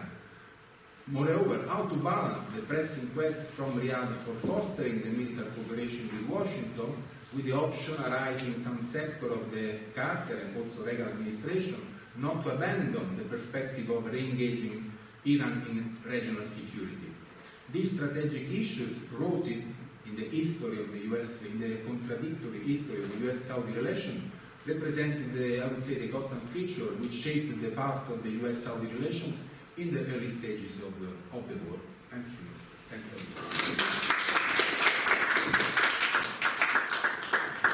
Thank you so much for your time. Just another 2 minutes. Okay, thank you very much. So, last but not least, Giordano Vicini from l'Università degli Studi di Bari. We talk about fallout from the raid, 1981 airstrike at the Iran-Iraq war. Just a moment to start. C'è un problema con questa vita. No. Sì, sì. Non così. L'ultimo è sbaglio.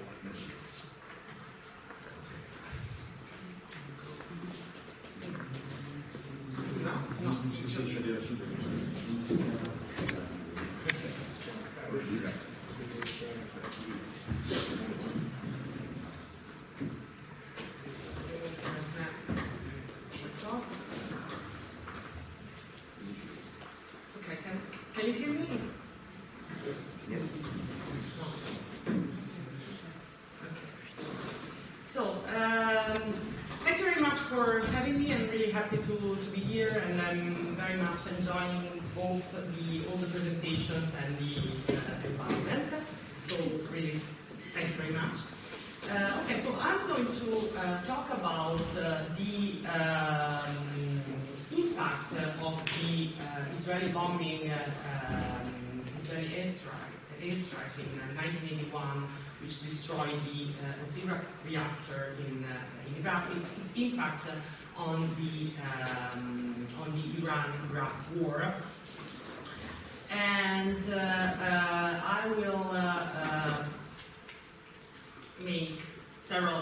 I will touch several issues during my presentation, with the aim eventually to prove that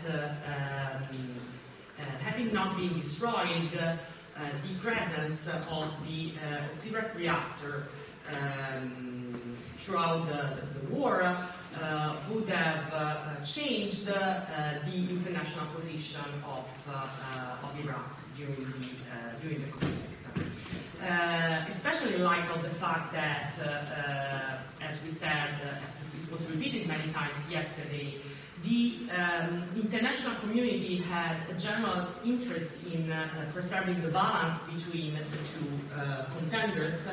And my belief is that this would have not been the case if the reactor had not been destroyed in the June 1981 attack. So, very briefly, for the people who are not familiar with the story, the Osirak reactor was located at the Wahida Research Center near Baghdad. and had been purchased by Iraq from the French in 1976, and at the nuclear research facility. The nuclear research facility was put together thanks to the help of the French, but also of the Italians, as Matteo anticipated before, providing different kind of assistance and equipment, and I'm not going to talk about that. Israel started to be worried about the reactor as well as Iran as the purchase was concluded, and Israel tried in different ways to undermine the building of the facility and the development of the facility, and actually asked several times the United States to intervene and stop the shipments that were coming from Italy and France. And this is, I'm not going to talk about this, but this is a very interesting aspect of the transatlantic relations in the late 70s, the fact that both Italy and France decided to keep the agreement and not listen to the US request. Anyway, Israel intended not to have a functioning Osirak reactor, and so he destroyed it on June 7, 1981, before the reactor actually went hot, using US supplied F-15 and F-16 aircraft. And in this image there you can see the unit that was used to destroy the facility, and on the other picture you can see it's a picture taken after the airstrike. So this is just to give you the context. Another very important point after the raid, as Matteo also anticipated, so thank you for your presentation. The Iraqi nuclear program went underground, and it's believed that when the Gulf War started, Iraq was very close to acquire some crucial capabilities in the sense of developing a nuclear program. So, in this sense, it is very important to talk, I'm going to talk about that, how the Osirak literature evaluated the effect of the raid on the Iranian nuclear program. But before doing that, I want to say a few words on the international reactions to the raid. Contrary to what was written later, especially after the 2003, before the 2003 invasion of Iraq, the Israeli airstrike was universally condemned by the international community, was condemned at the United Nations, at the IAEA. It was even, the IAEA even considered suspending Israel, the assistance to Israel, not accept the credentials of the Israeli delegation, which actually happened in 1982. So a general condemnation by the international community, but also by the Reagan administration, which was something quite surprising even for the Israeli government, which expected that the U.S. would expect the raid. The Reagan administration assumed a rather, I would say, schizophrenic attitude toward the raid, because on one hand, joined the international community in the condemnation of the airstrike, and one of the reasons was the fact that the U.S. government did not want to upset Sadat and Egypt during a crucial moment of the peace process that was going on at the time between Egypt and Israel. But on the other hand, the Reagan administration wrote some very firm red lines in protecting the position of Israel in international organizations. So, for example, opposed with any possible mean the suspension of Israel at the IAEA, even leaving the agency for a few months when the General Conference decided to not accept the credential of the Israeli delegation. And I think that the attitude of the Reagan administration can be summarized by two sentences pronounced by or written by Reagan. One is reported by Richard Allen, who at the time was the National Security Advisor of the Reagan administration. And he said that when he informed Reagan about the airstrike, he said boys will be boys, and clearly he was supporting Israel.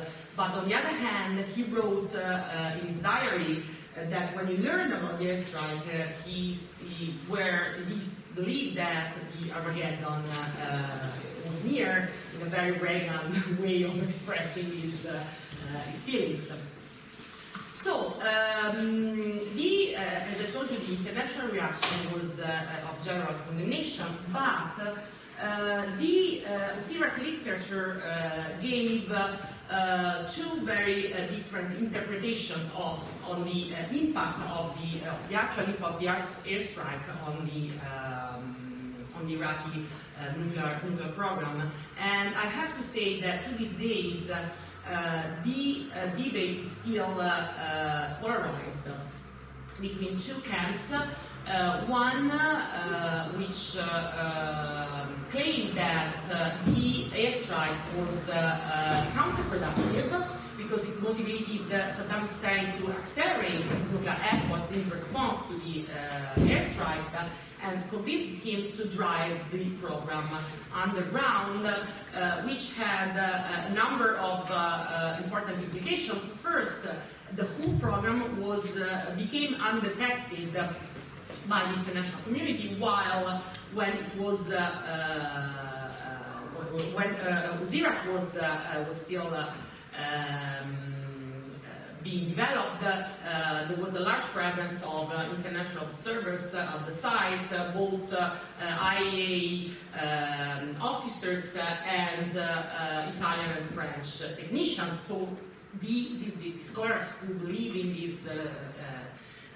this first camp, scholars who are part of this first camp believe that it was impossible actually to develop a nuclear program diverting fissile material from Iraq, the plutonium route, as also Matteo explained before, without being detected by the international community.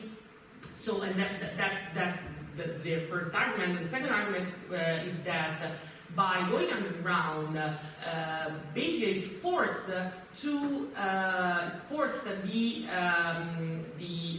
Iraqi scientists to develop an indigenous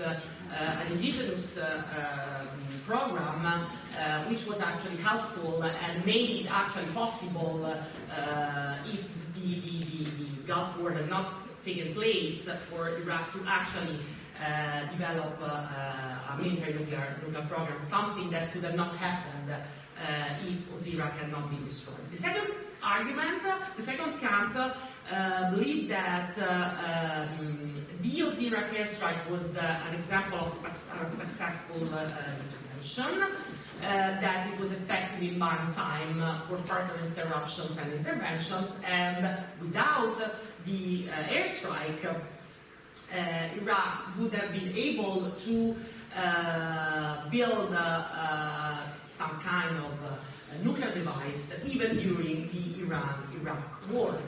And I don't have time to go into details, but here you can find some examples of the literature which is in the first camp I've been talking about, and here you can find some representatives of the second strand of argument. Another important aspect that has been discussed related with the Iraq airstrike, especially in light of the development of the Iranian program in the 2000s and after the invasion of Iraq in 2003, where the lessons learned for counter-proliferation, and especially the ones, the scholars who believes, or the expert who believes in the second argument that actually the bombing prevented the development of an Iraqi nuclear program during the 80s, believe that Iraq is a good example of counter-proliferation and should be considered when considering any other possible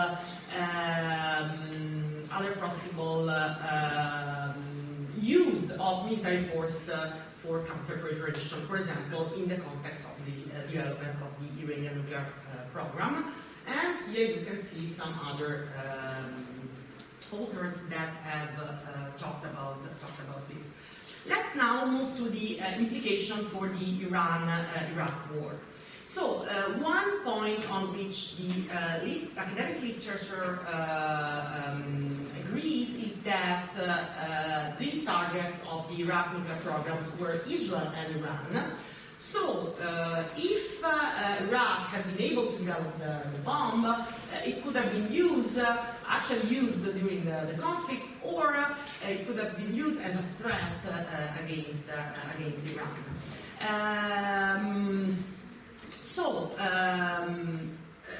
Many scholars believe that if the airstrike actually prevented the use of nuclear weapons against Iraq nuclear weapons during the war, it actually prevented its use against Iran, if one believes the second argument I was talking about before.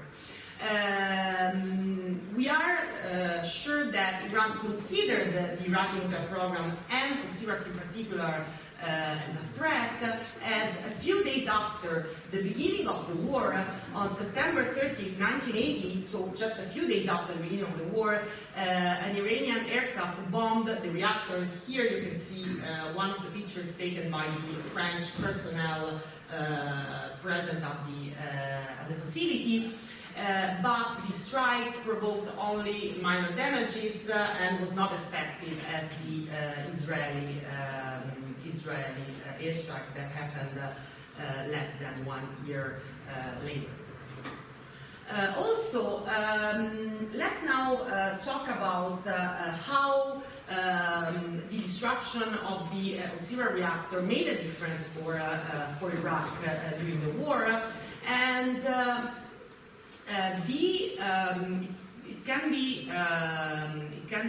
I want to highlight two main issues. First of all, the destruction of the Osirak reactor and the subsequent decision to establish a secret nuclear program deflected funding and resources from the war effort that could have been used for the war effort. And let's not forget that Iraq already was in great difficulties in the first years of the war. And at the same time, the war itself had an impact on the development of the Iraqi nuclear program, because, of course, Iraq was using so much resources and energies in fighting against Iran, so could not focus on the development of the Iraqi nuclear program. And this argument actually could be used also if Osirak had not been destroyed. Because of the war, most likely Iraq did not have enough resources or focus to actually develop a military nuclear program. And then my last point, and here you can see a picture of the Rumsfeld mission, with Rumsfeld shaking hands with Saddam Hussein. I think that the main effect of the Osirak airstrike was the fact that the apparent collapse, the apparent destruction of the Iraqi nuclear program after the destruction of Osirak smoothed Iraq's position in the international community and made relations with the United States easier. During the rest of the Reagan presidency, the Iraq nuclear program was not considered a serious threat anymore, contrary to 2 years before. We know available intelligence evaluations show that the US government was not worried about the development of an Iraqi nuclear program.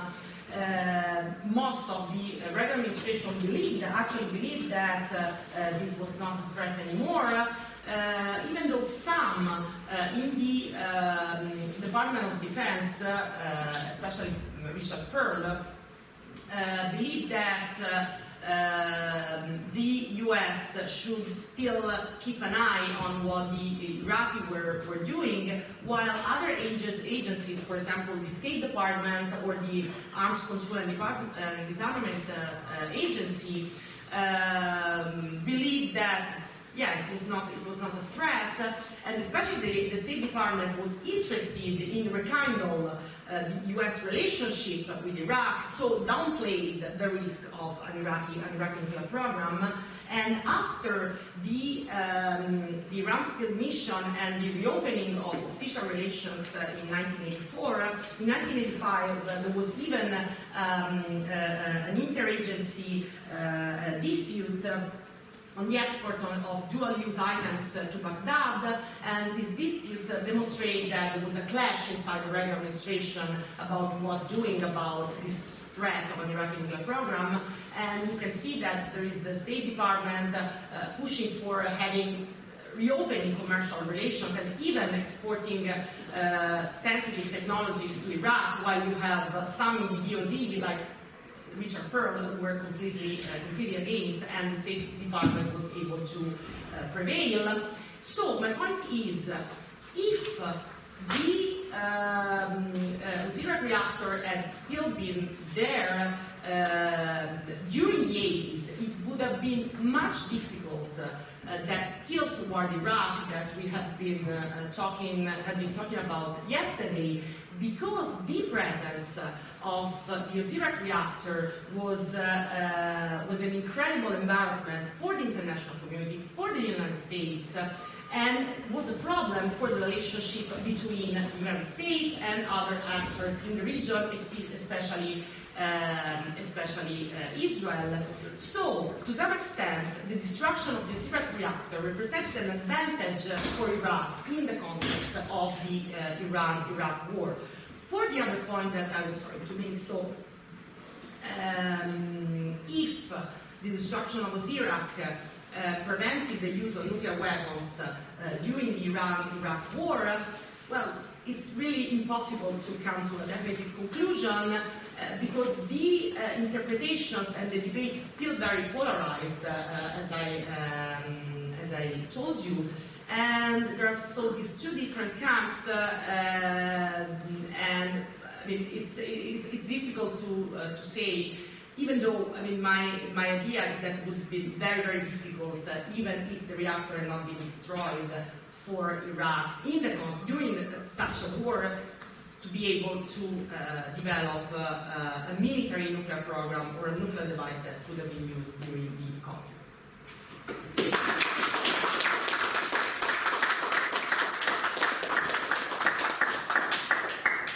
Incredible. On time, perfect. So, now we have time for some Q&A.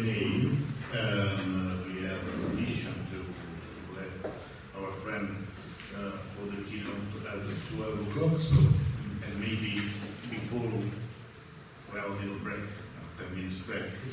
So, we can start to collect some questions. I have one. With your permission. Only one. Only one book, my friend, Siavash, just because I'd like, referring to what you said about the Rafsanjani's diaries, and we all know that Iran didn't win the war. But the narrative about this war, maybe even in our country, is maybe more from an Iranian point of view than from an Iraqi one. And I mean, Iranians call the war Jang-e Kamili, the imposed war. But from, I ask you a for 2 minutes forget to be Iranian, just an historian. How is correct to define this war an imposed war, and in a sense, imposed by who? No, thank you. I mean, this is a very important question. I think it was either before or shortly after the Iraqi invasion of Kuwait that the UN finally did pass a judgment and said that the aggressor was Iraq according to international law, because of course this has a legal dimension, right? And that's, by the way, why we still don't have a peace treaty. It's very important to remember this, right? The only thing we have is a ceasefire which is holding. But Iraq and Iran are formally in a state of war with each other to the present day. The reason for that is, of course, in order for a peace treaty to occur, you need to have the process of reparations. So if the UN judgment of 91 is, we consider it as the last sort of judgment on the culpability of the conflict, then Iraq was blamed.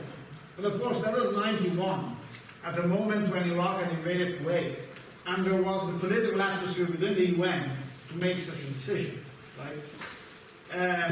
Since then, there hasn't really been steps forward, and there hasn't really been a process in which the Iraqi and the Iranian governments, especially post-2003, have really sat down and thrashed out a real peace treaty.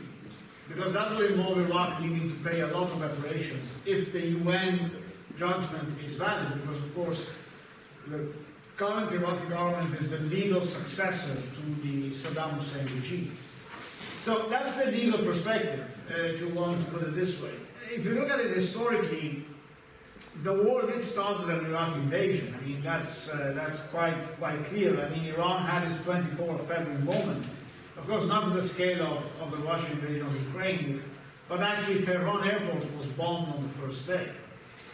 So the roots of that go back, in my view, to a whole variety of factors, which is tough to really describe here in detail. But it goes back to the wrong perception that Saddam Hussein had of what was going on in Iran, and the fact that he felt that the revolutionary crisis, that was a serious crisis by September 1980, because any outside observer could see that the Bani Sad versus Islamic Republic Party political crisis was a very serious one. The army had been through a series of purges, especially after the failed Mujahid coup. So if you were looking at it from outside, it looked like Iran was in no position to fight back. And Iraq would really capture at least the oil installations close to the border. And that perception was fed to Saddam by at least part of the Iranian opposition. So probably, groups such as Shahpur Bakhtiar, a few royalist generals that were in exile, were feeding that perception. But it also had roots in the dynamics within the relationship between the Iraqi Shia opposition and Iran, especially the execution of Ayatollah Muhammad Assad, I think it was in April 1980, and also in the fact that this sort of, there is this claim that Iran was fomenting Shia activism against Iraq, which could have been to an extent true. So the casus belli, however, I think also weighs on the sort of wrong, in a way, Iraqi perceptions of what was going on in Iran. Having said that, as I said, I think one of the enduring debates in Iran to this day is whether really the war should have gone on after 1992. I mean, as early as 1995, we have these rather direct remarks by Ahmad Khomeini to this extent, published in an official newspaper. And this debate still carries on and on and on, because of course, we don't have access to the old archives. There are sessions like the one Rafsanjani, as I said, described. He's the only one talking about it. I actually read a journalistic article on that session about somebody from a right-wing, actually, news agency trying to find minutes and documents relating to the meeting, coming up short completely. From inside the establishment, not somebody like us trying to do it from outside. So, and this debate just goes on in this haze, and this haze will just continue. So, at some point, I think this debate will shift from Khorramshahr to the origins. And there will be probably some voices that will start to say whether some form of there was some form of behavior, maybe with regards to the Shia groups or more, that caused the invasion in the first place. I don't think personally that was the case, but the haze with which this debate carries on in Iran will eventually get it. I hope this answers the question. Thank you so much. Please. Just, I want to pose a question to Siavush about the diary of Rafsanjani. I'd like to ask if there are some other quotation about Italy or Italian foreign policy in the text.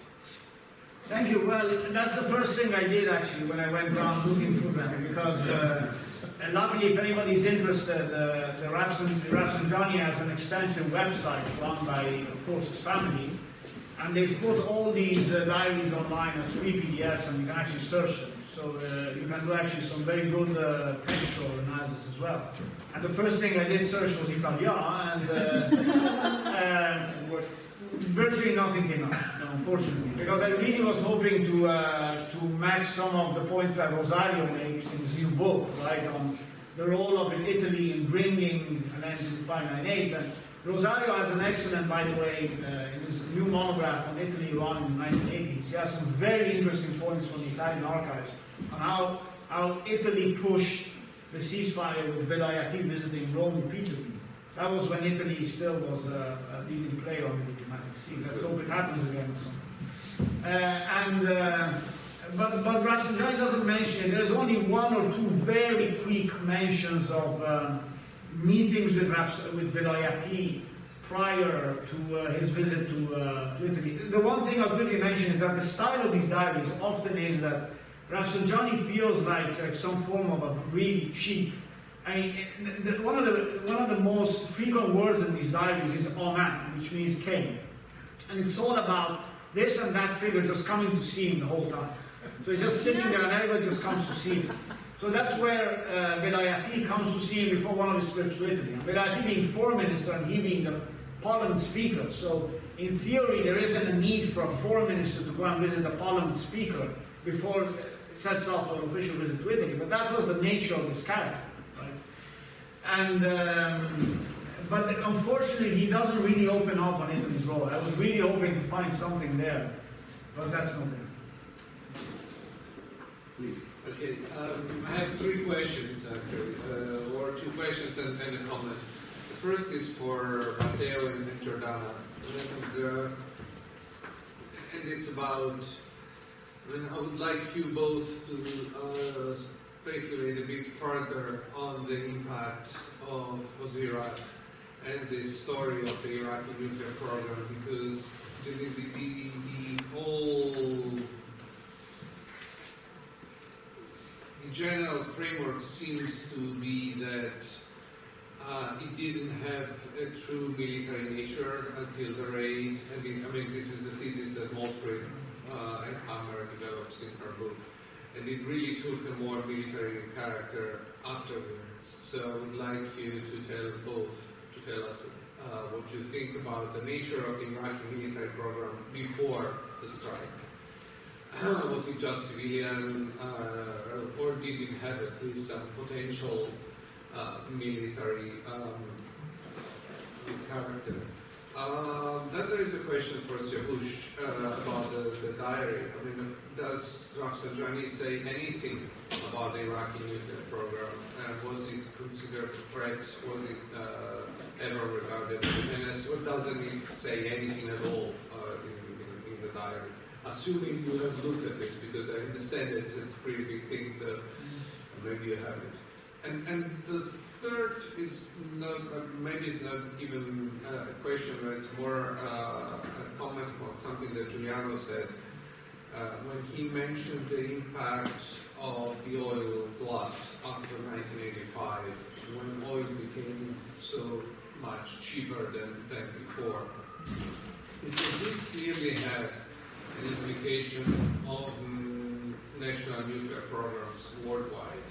With oil being so cheap, why spend so much money to develop nuclear energies, given the fact that national nuclear programs are notoriously very expensive?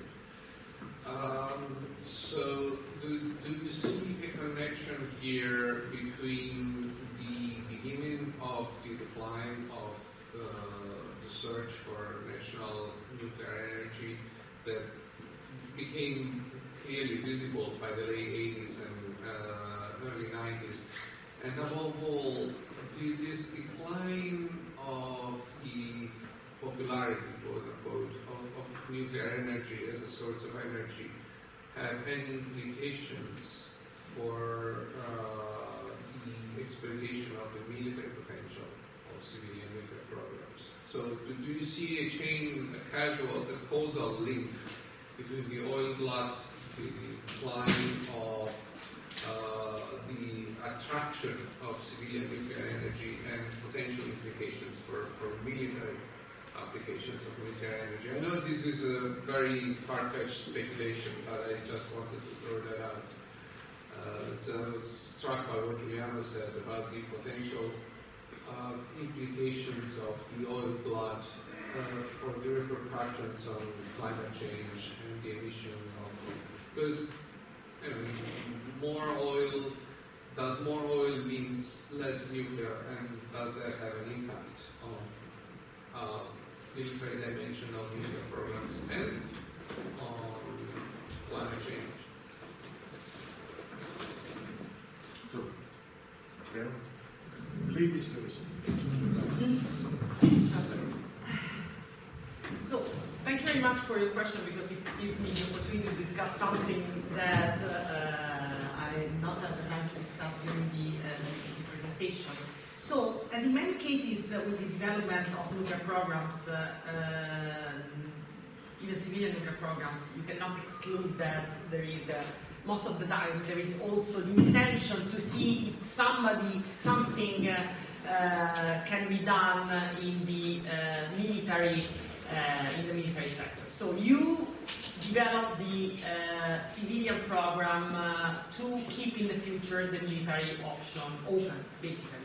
And so my idea, and with this I agree with Morphy, Gammer, that maybe there was the intention, or most likely there was the intention inside the Iraqi government to at one point have a military program. But I think that the status of the program before Iraq was such as it would have been, basically there were not the possibility or the capabilities for different reasons. First of all, the diversion of fissile material was very difficult because of the presence of the international servers. And there are some scholars that say, yes, but that would have been possible, especially because after the beginning of the Iran-Iraq war, some of the foreign personnel at Iraq left the facility. For example, many Italian technicians left the facility because of the war, so that would have made easier to divert material and then reprocess the fissile material and then obtain the plutonium. But still, the French technicians were there, the IAEA inspectors were there, so it would have been really difficult. Plus, the whole program was in shambles in 1980, 1981, and was not going anywhere. Let's remember that Jafar, the leading scientist, was in prison. And it was released only later when Saddam Hussein really decided to develop a military nuclear program after Iraq. So I tend to agree with the argument that said that Iraq actually helped Iraq to get somewhere with the development of the military nuclear program by developing indigenous capabilities. And I think that this development, this capacity to develop indigenous capabilities was then crucial in justifying what happened in 2003, of course. But I also believe that I'm not sure that without the Gulf War, Iraq would have been actually able in a few years to develop a nuclear device completely undetected. So that's my point.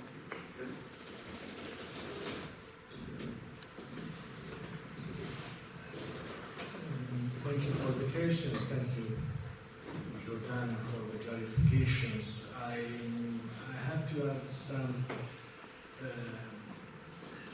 few points on that. The question is very complicated, of course, because it involves also a sort of counterfactual history, no? Let's say, but if we didn't bomb Iraq,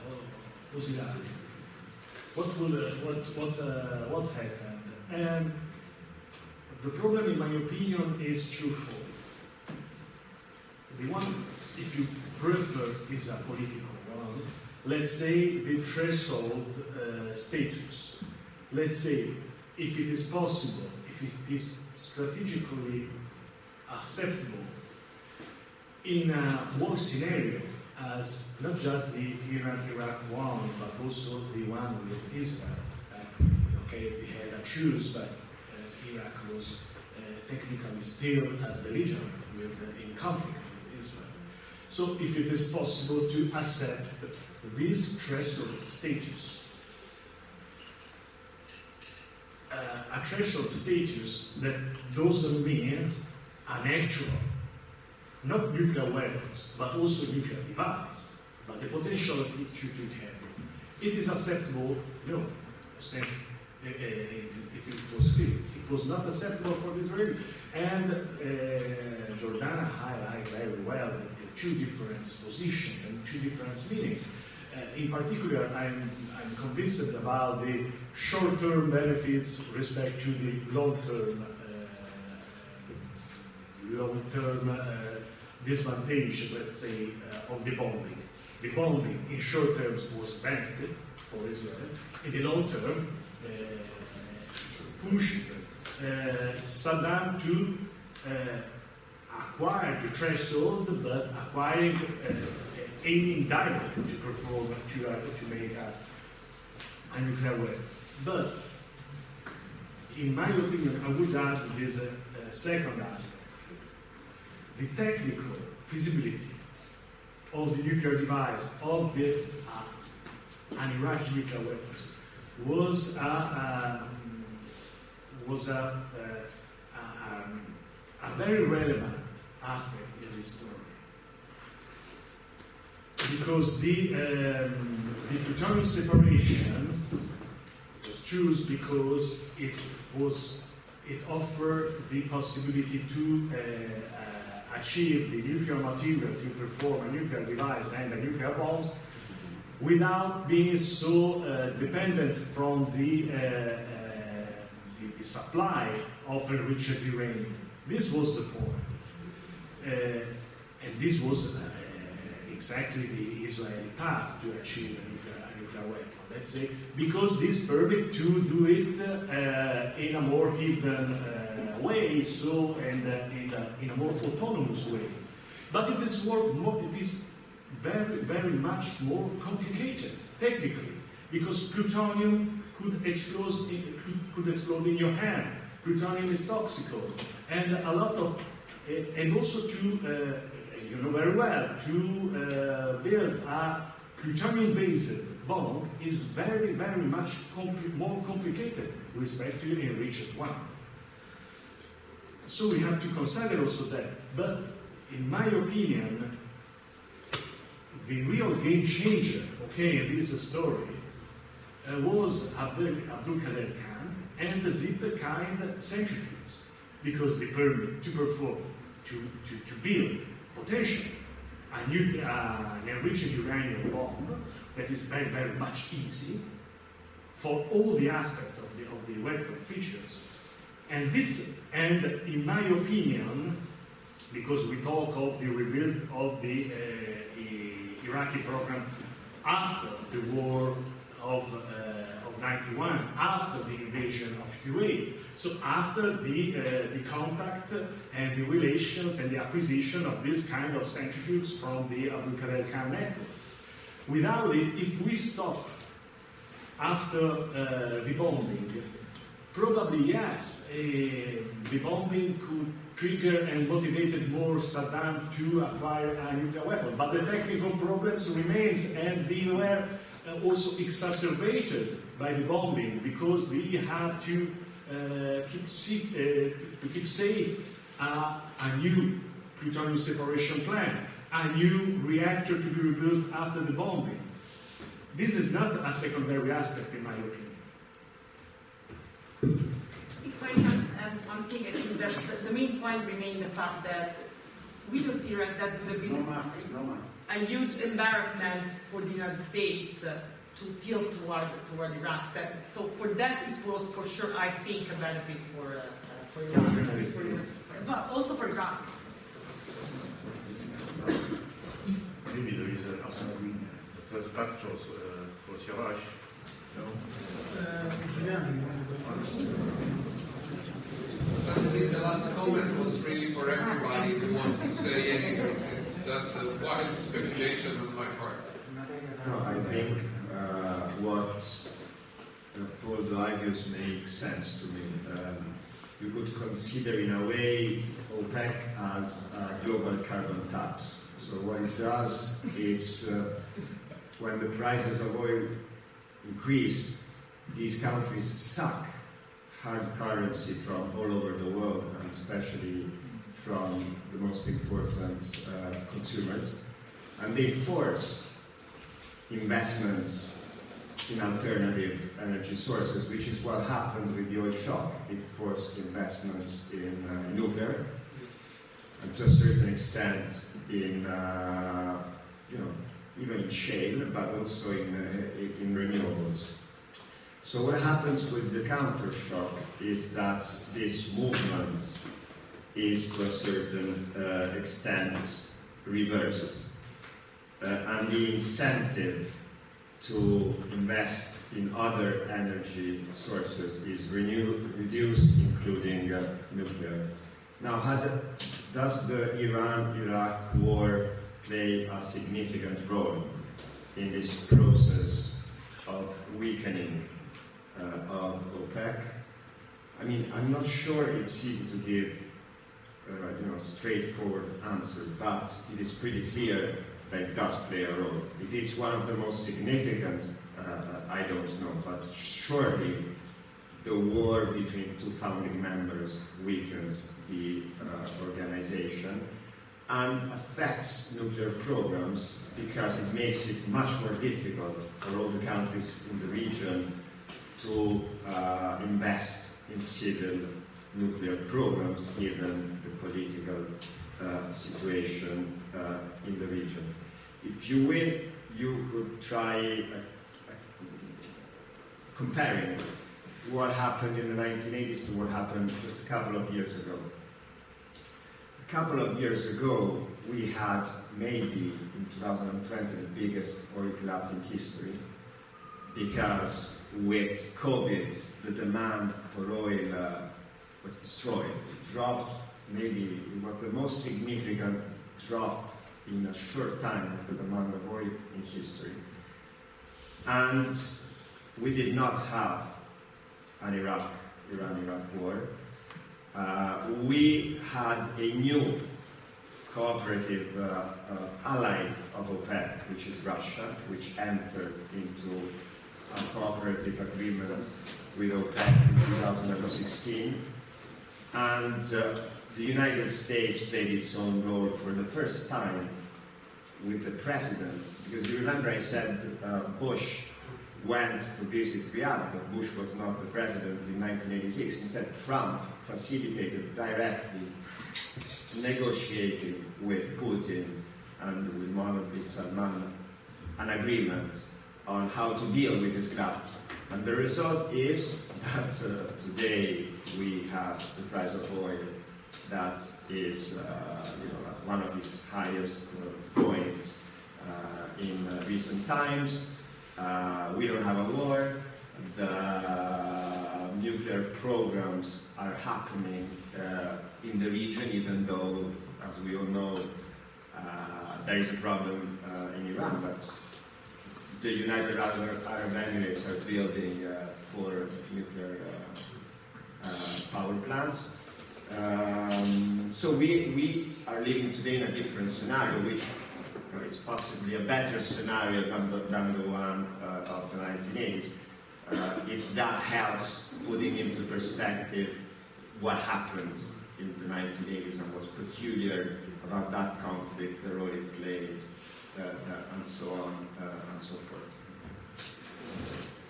Thank you, Giuliano. To answer your very valid question, very briefly, I had a look, and there is nothing on Iraq in particular from what I can see in his diaries. I would have a look on the Iraqi nuclear program. I didn't focus on that, but that's a very important point. I mean, to see the extent to which he thought he factored. From my previous browsing of his diaries, I didn't see anything particular, but it's a point worth mentioning. Please. Yes. General Foreign Minister Genscher met Rafsanjani, and he also thought that Rafsanjani was the right man for improving Iran's relations to the West. Did you find something in the diaries of Rafsanjani about Germany and Genscher? And another question: was Sadek Tabatabai really an important political personality at the beginning of the period after the Iranian Revolution, and was vice first minister?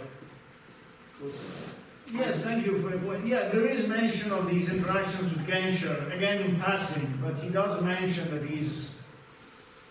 that at some point, for example, they did get some statement from West Germany that they are prepared to consider Iraq as the aggressor in the conflict. So, and he thinks that's a big, because this was an ongoing Iranian diplomatic initiative, if you want, to try to convince the West to formally declare Iraq as the aggressor. Because that for many years was the position of Iran, saying we will not end the conflict before this happens. And again, it did happen, because the UN Resolution 598 does not contain mention of the aggressor, so that was a stepping back. On Sadek Tabatabai, he was a very colorful character. He was a very close relative of Khomeini, of course. And his only government posts were during the Bazagan administration, the Provisional Revolutionary Government. He had a string of senior posts there. After that, he didn't really have any government posts, and at some point he became a rather controversial intermediary between West Germany and Iran. And to some extent, he was involved in some of the side meetings of Iran-Contra as well. And again, the reason why the Western intelligence agencies and government sort of zoomed in on him was his familiar ties and his proximity in terms of family to Khomeini. But then he got tarnished with a number of scandals. There was a drug scandal with him at some point, and he got caught. I mean, they opened his luggage and I think they got a large amount of, if I'm not wrong, cocaine or something like that in his suitcase. And he had to, in some way, they smothered it by claiming that it was planted in his luggage rather than being his own. And then he progressively faded from political relevance, I think, with Khomeini's death. I don't think he was a politically relevant figure after 1989 until his death a few years ago. So I would say the apex of his political influence was certainly in the first year of the revolution.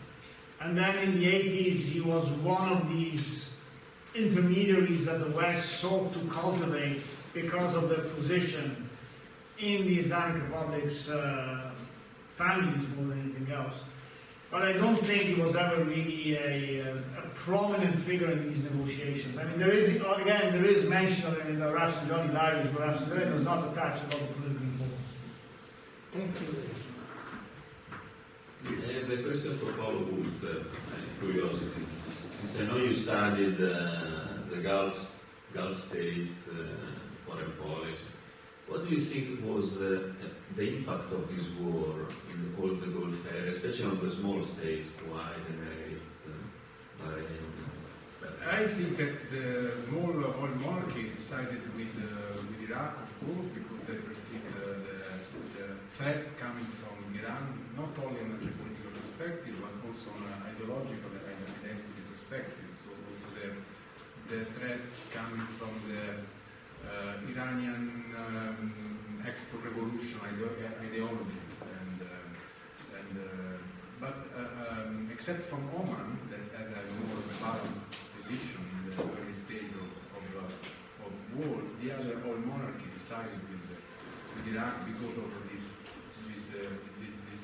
motivation. Okay, so thank you very much.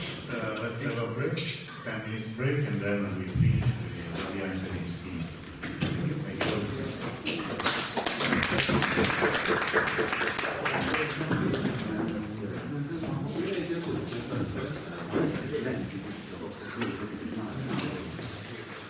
Nuove direzioni.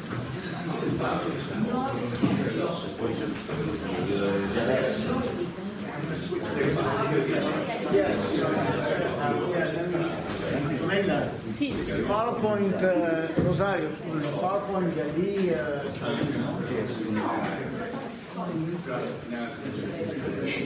Hope you enjoyed that.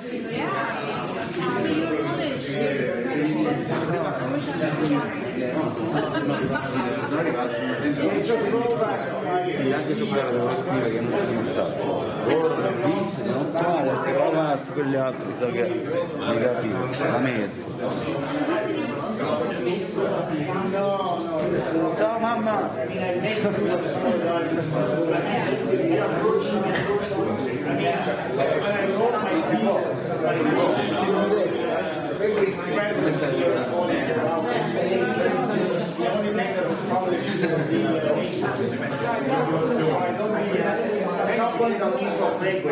è abbastanza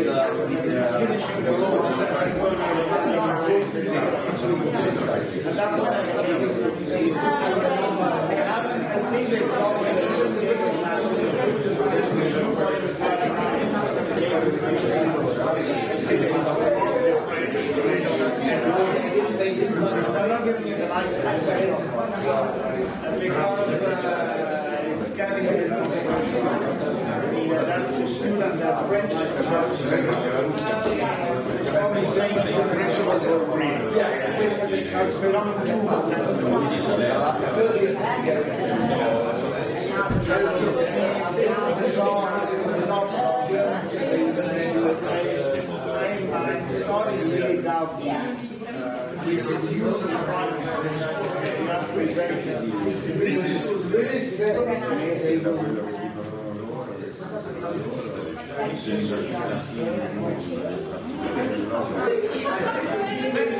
Thank you.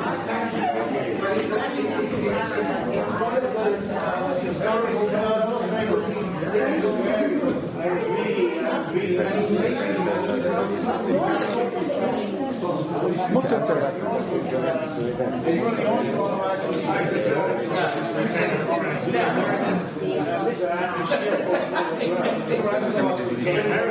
Ma che ora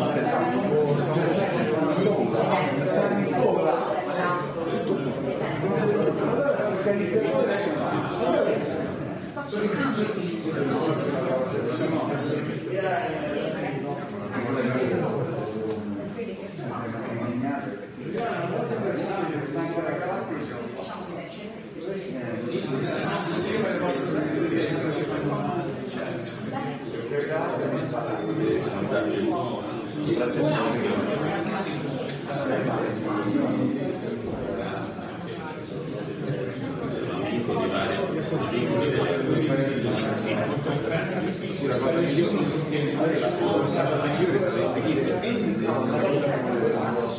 l'obiettivo migliore quando non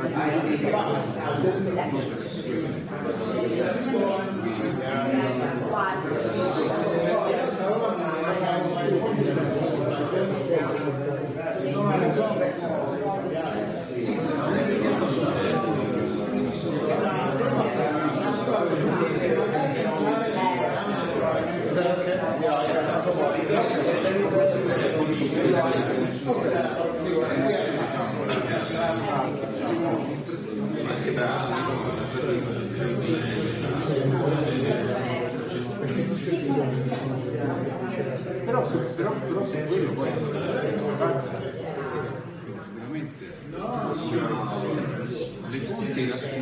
le fonti in realtà di questo però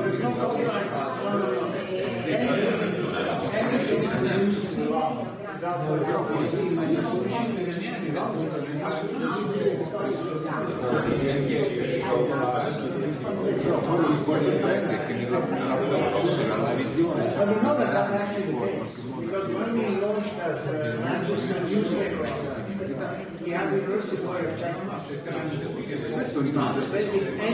questo rimane siamo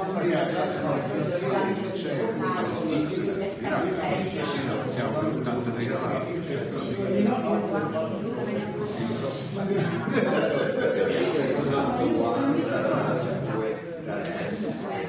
adesso io non voglio essere di Giordano, noi siamo meglio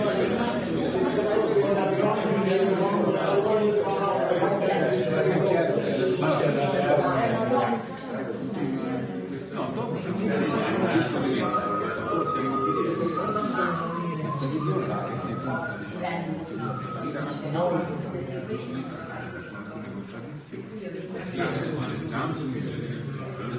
e c'è l'idea che sostanzialmente l'Iran perso, però fino a quel momento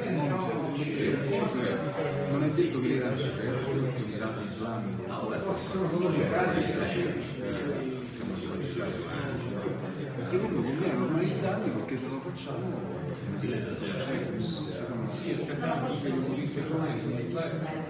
e poi c'è l'idea lì che se muore lui sostanzialmente la popolazione ma l'Iran sì, questa alternanza climatici no, io penso che ci sia un'alternanza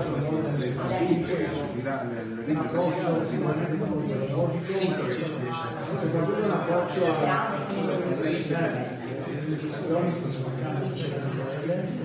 dopo che non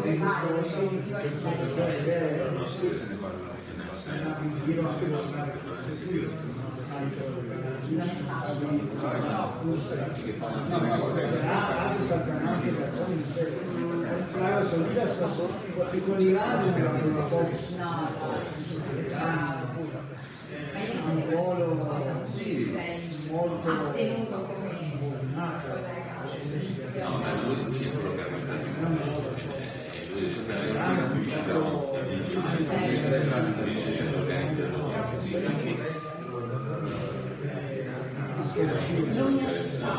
facendo qualcosa interessante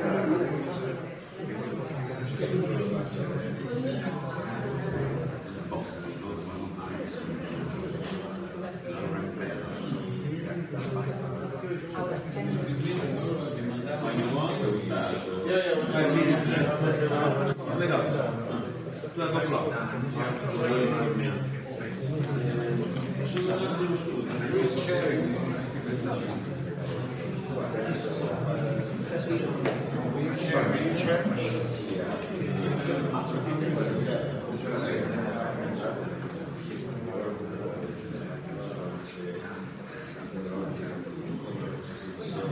fatto che sì, no, c'è anche il fatto che questi paesi avevano tutto degli anni non vengono da che opposte si centra, almeno su questa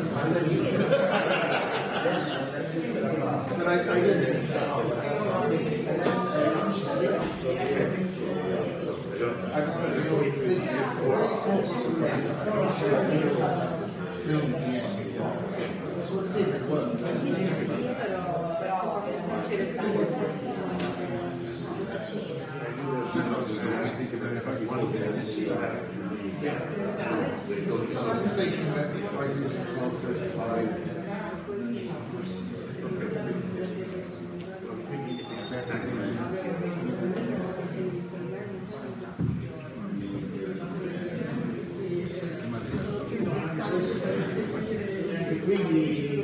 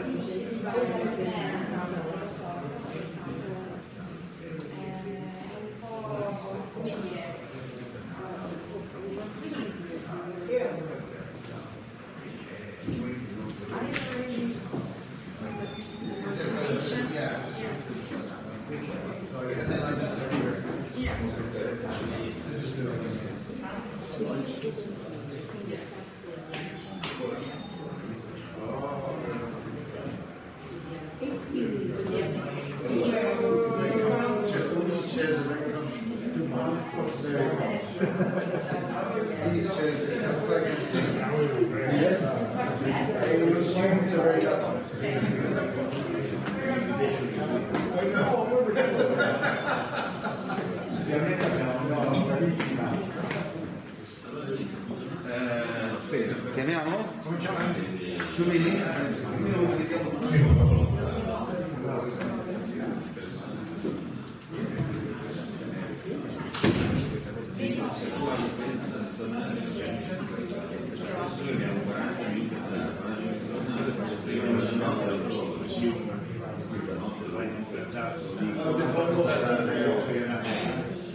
perché l'idea di portarsi tutto quello che si deve fare volte, di portarsi un po' a scuola. La loro confidenza, la loro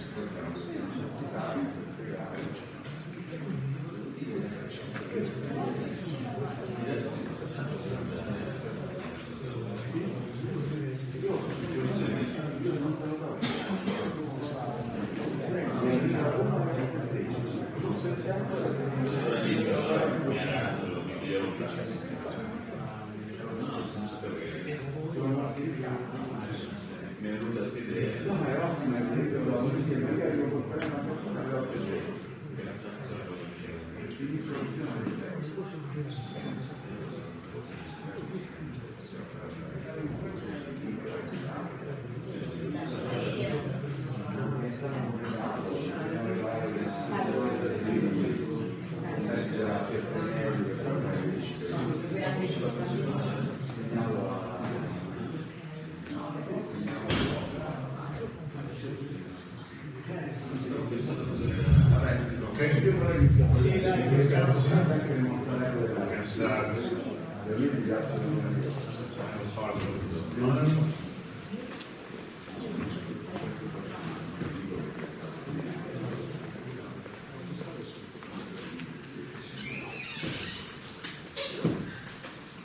they told me that we have to leave this room at 1:00.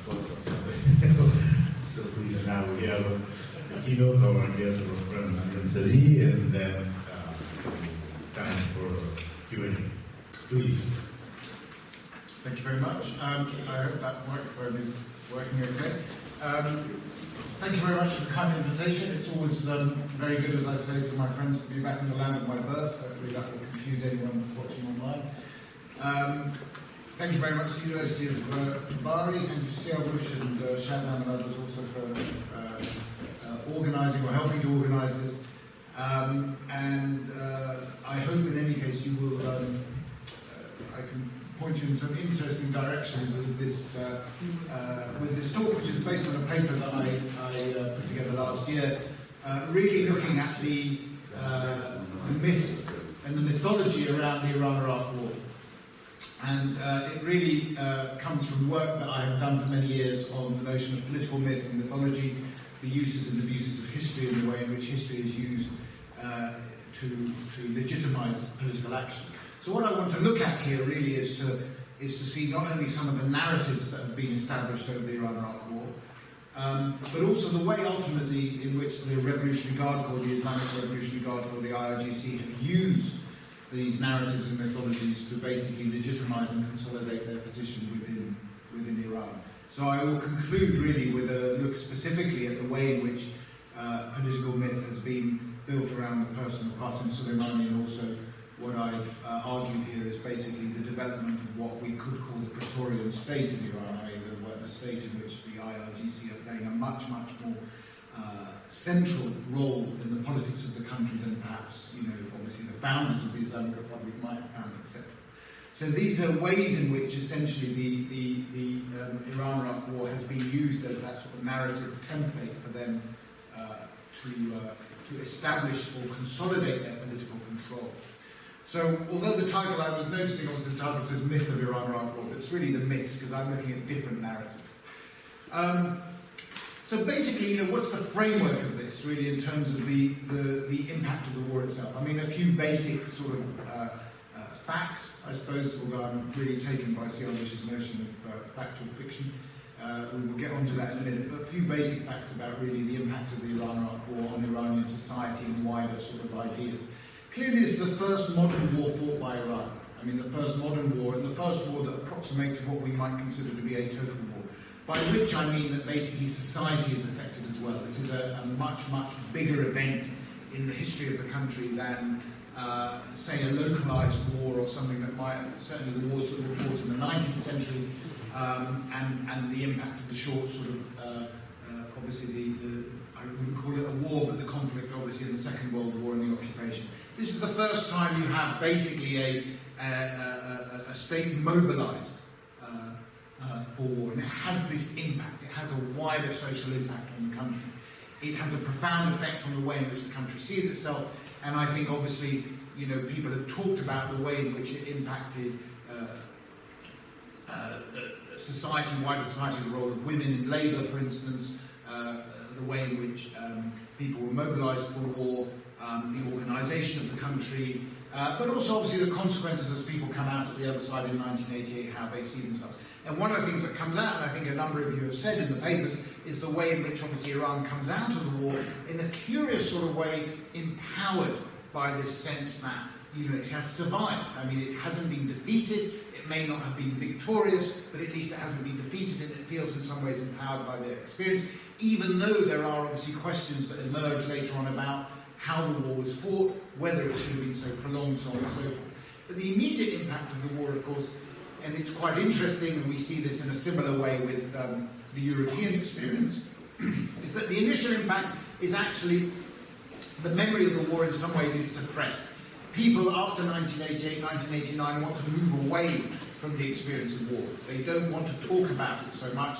There are legacies, post-traumatic stress disorders, people with shell shock and other things that come out. But in a sense, people want to move on. The Rafsanjani administration is all about reconstruction.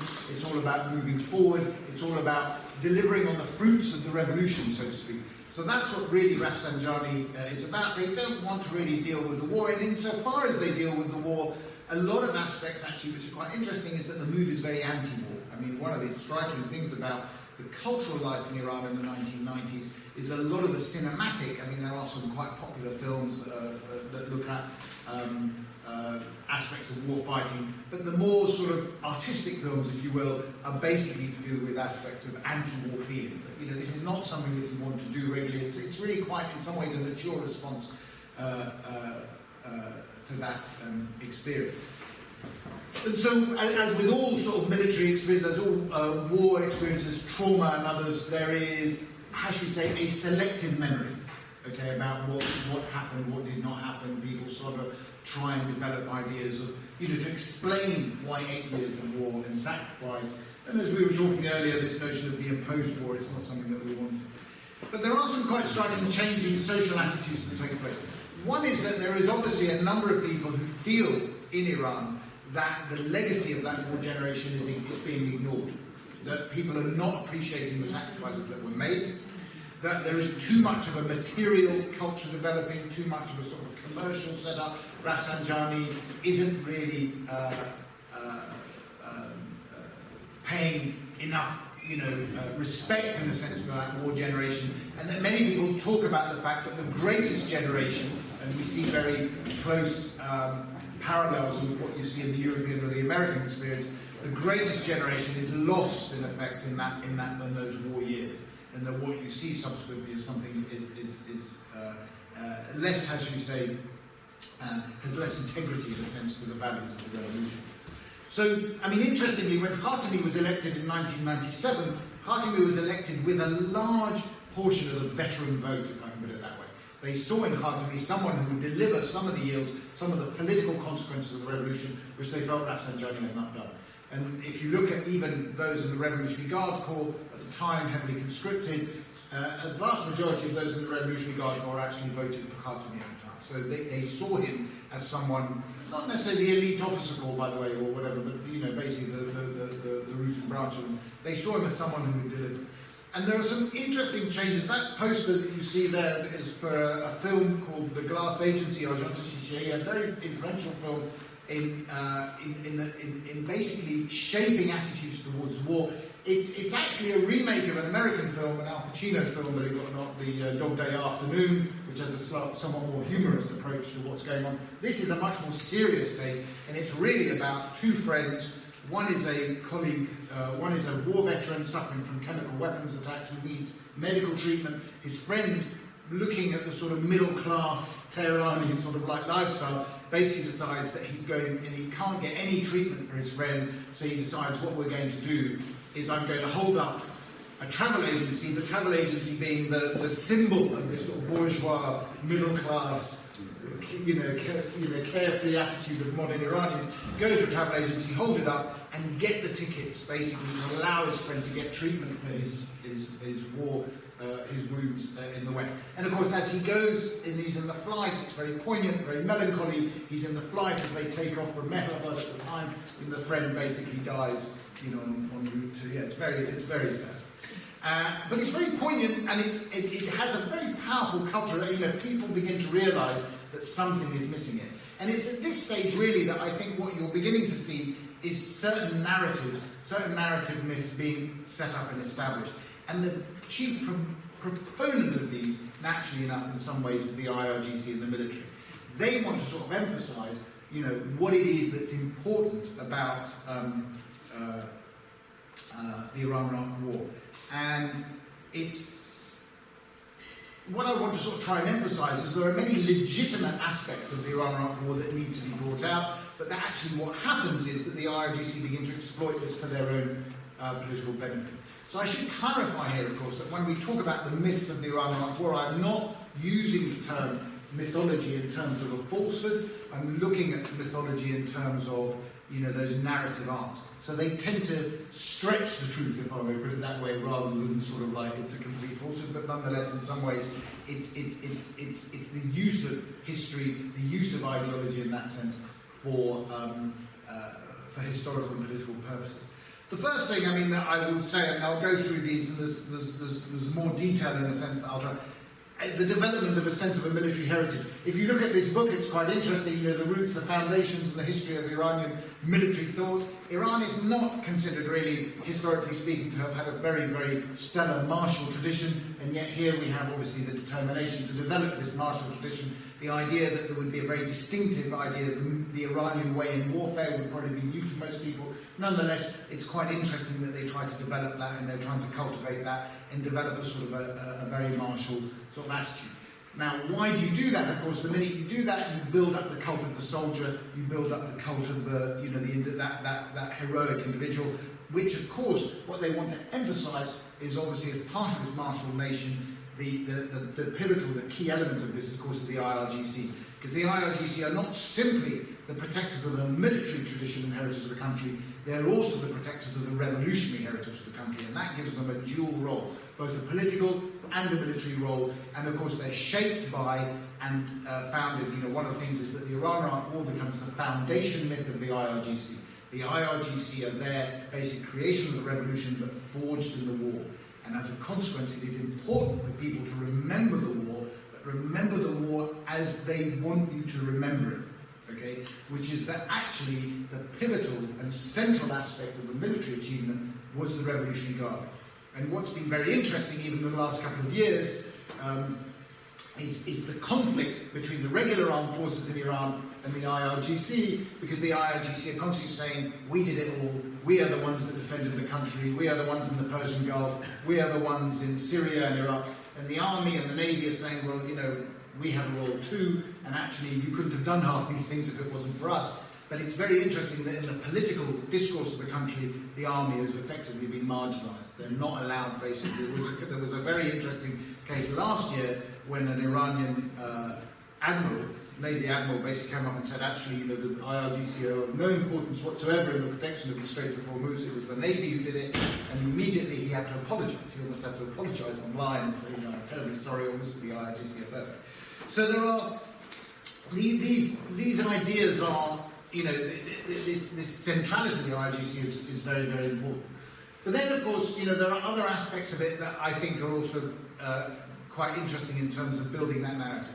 One is clearly the myths of sacrifice, the way in which, what the Iranians have done and what, happened during this war was that sort of element of a maximalist sort of sacrifice. And you'll see in a number of textbooks, and I'm guilty of it, certainly in my first edition, I tell you, of saying that, the standard figure all historians should be wary of is 1 million people died or there were 1 million casualties. The actual figures are much, much less, interestingly enough. I mean, the actual figures produced by the Iranians themselves is somewhere between 180 and 220,000.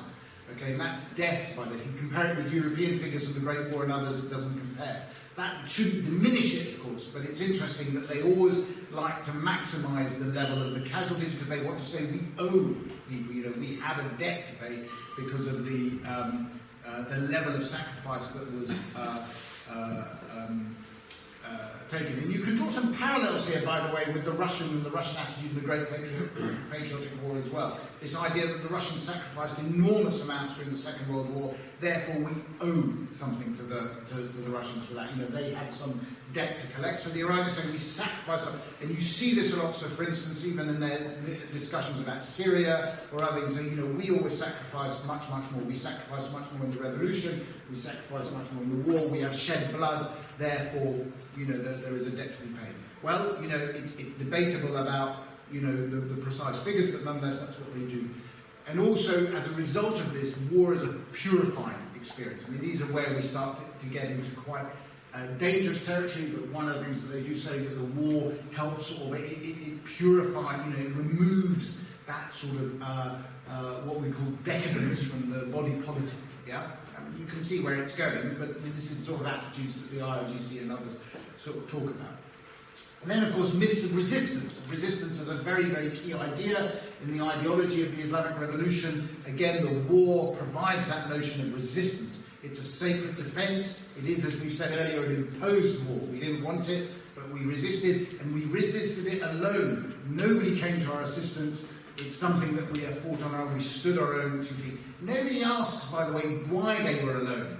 Okay, but the fact is they say we were alone. And one of the interesting things is that, quite rightly, the Iranians have always complained that nobody condemned the Iraqi invasion. The reason why nobody condemned the Iraqi invasion at the time, of course, in 1980, is because the Iranians were seizing 52 US diplomats from the embassy in Tehran, and the diplomatic corps were not sympathetic, I have to say, to really coming to Iran to do it. That sort of area, that's what we call selective memory. They don't tend to remember these particular aspects. They only remember, or they don't even remember any of the provocations that may have happened or whatever in terms of Iraq. But nonetheless, for them, it's this sort of issue of that injustice, and it's that narrative of grievance. So it's something that again is sort of emphasised and maximised in the rhetoric. It emphasises the notion of siege mentality, which is something that we know also in the Iranian sort of mindset. Again, this idea that we're surrounded. Nobody again questions. So, I mean, I remember Zarif was saying at one stage, you know, we do all our things. We're always alone. Nobody comes. We have stood up for ourselves. But again, you know, people say, you know, why is it that you're so limited in terms of the number of friends you have? Nobody wants to ask that. And then also, one of the things that you need to also be aware of is this narrative of the oppressed and the oppressor, by the way, which comes out through some of the Marxian rhetoric that they adopt. It's also there's a curious sleight of hand in the Iranian example, but again, you see this in other countries too. It's not wholly unusual that the oppression and the sort of the self-purification is with a view to achieving almost a hegemony as a consequence of this, by the way. It's not that we are, you know, we are poor, hapless Iran, you know, suffering and nobody loves us. It is that, you know, the purpose of this is the greater good, and the greater good, as people like Ahmadinejad and others would say with wild abandon, is that, you know, the new world order will be an Iranian world order, and we will benefit from this because we have sacrificed and we have led. So there are elements of it which I think, again, you need to sort of recognise and understand. And when you look at the activities of the IRGC in the Middle East and the region, in Syria and others, you can see, you know, why, you know, where they get some of these, you know, it's a defensive posture. We have forward defence, however, but it's a defensive posture that we have to fight on our own in order to achieve a new world order, which, funnily enough, we will be the chief beneficiaries of. So that's one of the things that needs to be emphasised. So the key about being alone, of course, as I've mentioned, this also leads into this sort of notion of, which I mean, the British have had obviously this notion of a blitz mentality in the sense, you know, we suffer, but we have to be self-sufficient, hence it feeds in obviously to the narrative about missile technology and also nuclear technology and others. These are things that are repeated over and over again. And then, as other people have said, you know, one of the things about the war with Iraq is it's not really about a war with Iraq. It's really about a war with the United States. You know, I mean, this is the ground. Because as people say, Iran doesn't feel, in a sense, that a war with Iraq is really up to standard. Okay, if you want to have a proper war and an 8-year war that requires a lot of sacrifice on the scale we want, we need to have a proper enemy. You know, Iraq is simply a proxy for the United States that feeds in again to that long narrative. These are all narratives that the IRGC push very heavily, or they push very heavily in their rhetoric and their narratives and their text. You know, that's the sort of thing. I'm not saying, by the way, that the majority of Iranians necessarily buy into this. By the way, that's not the point. The point is how the regime seeks to present the arguments for its continuation and its legitimacy. Perhaps the most worrying aspect of the narrative mythology that the IRGC also put out is this narrative mythology of the stab in the back, which is, you know, we can draw from the German experience. And this goes back to what Siavush was saying earlier, this notion of, was the war, you know, fought properly? Were the military, our martial, you know, this martial nation, were they betrayed by the politicians? Did the politicians betray them? And, you know, as others will tell you, Siavush in particular, I've been talking, you know, this debate, you know, whether Rafsanjani was guilty of stabbing the armed forces in the back, whether, you know, Khomeini was lied to, you know, there's a big debate about this. There's a great interview that Shamkhani had with a very aspiring and rather pugnacious Iranian journalist of the Hezbollah variety, who basically said, did you not betray the country when you signed up to the armistice with Iraq? And Shamkhani very interestingly said, he said, look, you know, you weren't even born, you know, when the war ended. Why are you so interested in, you know, you don't know what was going on at the time. We had to make decisions based on what we had, you know. And he says, well, did the military go to Imam Khomeini and basically give him the wrong advice Otherwise, basically he says, we could have got to Baghdad and then from Baghdad to Jerusalem, bingo. And Shamkhani is saying, you're completely out of your mind, this is not going to happen. But nonetheless, the notion that in some senses the politicians betrayed the military is a very, very worrying narrative myth, I have to say. It's one of the arguments that really the IRGC have used to basically suggest why they need to be in control. Yeah, we had it right, we know what we're doing. Now the irony here, of course, by the way, is the IRGC during the war and the IRGC today are two different organisations. So the IRGC today are basically a conglomerate. They're a business. They're not as really the fighting force that they may have been during the Iran-Iraq War. And many people who fought in the IRGC in the Iran-Iraq War don't see eye to eye with the current IRGC, but nonetheless, that's what they, that's what they want. They justify, they use that as a justification for their consolidation of power. Now, again, another aspect of one of the myths is the myth of the Islamic man, that somehow, and this is the distinction between the regular military and the IRGC, that basically in order to be militarily effective, you need the revolutionary man who can fight that war, with revolutionary zeal. The military, the regular army are no good. I mean, this is complete, in a sober analysis, this is complete nonsense, but you see this, it's a very much a sort of modelled on the French, revolution sans-culotte, the idea that the revolutionary Islamic man can do what it is. And it's a short step really from that to say that the revolutionary Islamic man is basically embodied and personalised in the IRGC as the guardians of the revolution. And here we see this. I mean, this is the Basij really on that, but they come under the rubric, obviously, the IRGC. It's this idea that they're sort of not only the guardians of the revolution, the guardians of the military tradition, the guardians of that purity, in a sense, of going ahead. You'll be pleased to see that the Italian flag is not up there. They're not protecting against the Italians at all, just the British and the Americans. But then, if you look at the sort of the iron fist, again, it's a very martial, rather sort of aggressive, we're going to, sock it to the enemies, and the IRGC can basically deliver on these things. So, in many ways, the best way in which you can embody a narrative mythology is to personalise it and to identify it with an individual. And here we have the iconic, this is basically draws from the Hegelian idea of the political genius is the identification of the individual with a principle, the individual with an idea.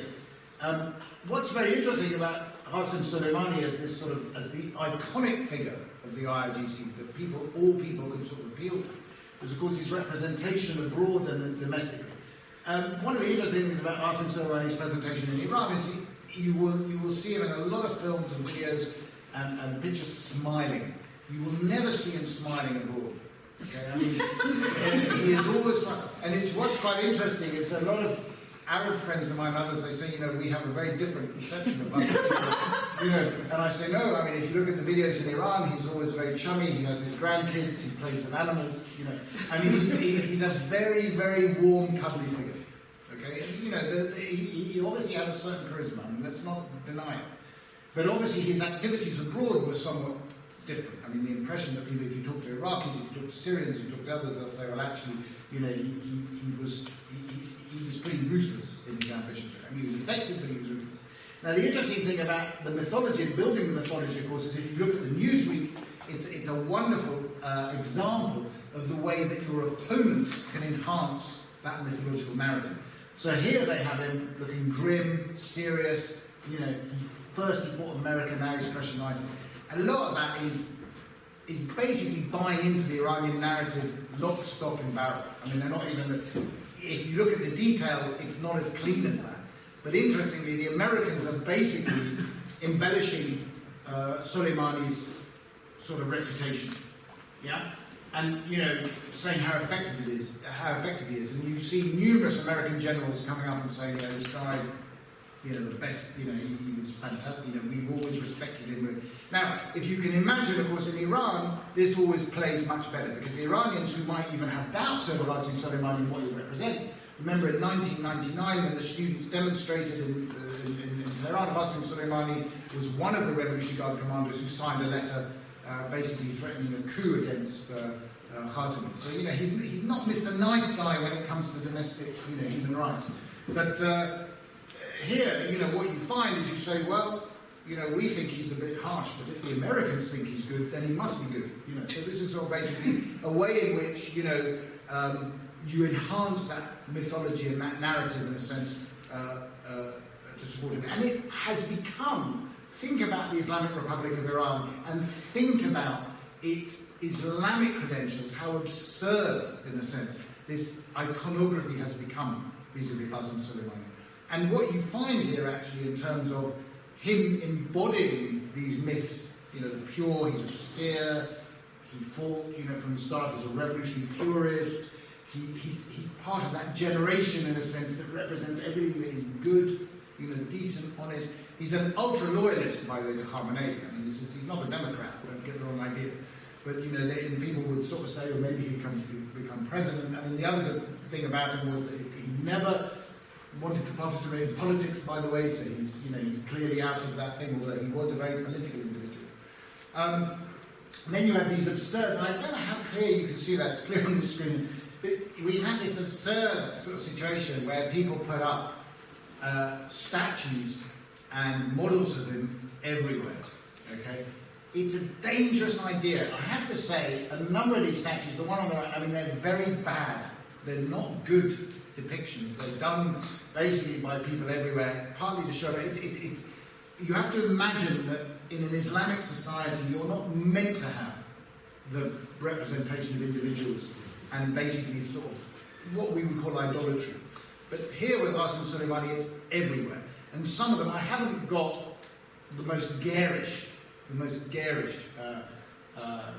statues that have come out because they've not been made by very good craftsmen, I have to say. But here on the right, even worse, is a waxwork. They've got a waxwork. Yeah. So he's sitting there. It's not him. It's a waxwork. And then and they're all weeping, obviously. And then there's another picture which I didn't put up where they actually kiss the waxwork. What I'm trying to say is it's absurd. It is a theatre of the absurd. But this is mythology and ideology in a nutshell. This is political myth, as I would define it, which is the personalisation of ideology or the personalisation that basically they see and identify, and also it's a mark of loyalty. If you're loyal to Qasem Soleimani, if you're loyal to his image, if you're loyal to that, you're loyal to the revolution. You know what I mean? And what's very interesting about this, of course, is that, of course, these effigies have become targets of protesters. So, contrary to what they want to do, is people have been firebombing and destroying. It's a classic example of where mythologies are dangerous to play with in this respect. You take it to a degree that's so high that basically what happens is that people realise that is the focus of the regime's sort of legitimacy. Therefore, we attack that. And there are statues that have been firebombed. There have been posters that have been attacked and whatever. And it's interesting to see the consequences, particularly when you imagine that obviously one of the issues clearly was the assassination of Qasem Soleimani. When was it? Back in 2020, wasn't it? January 2020. It created huge shock within society in that sense of mass outpouring and grief in many ways.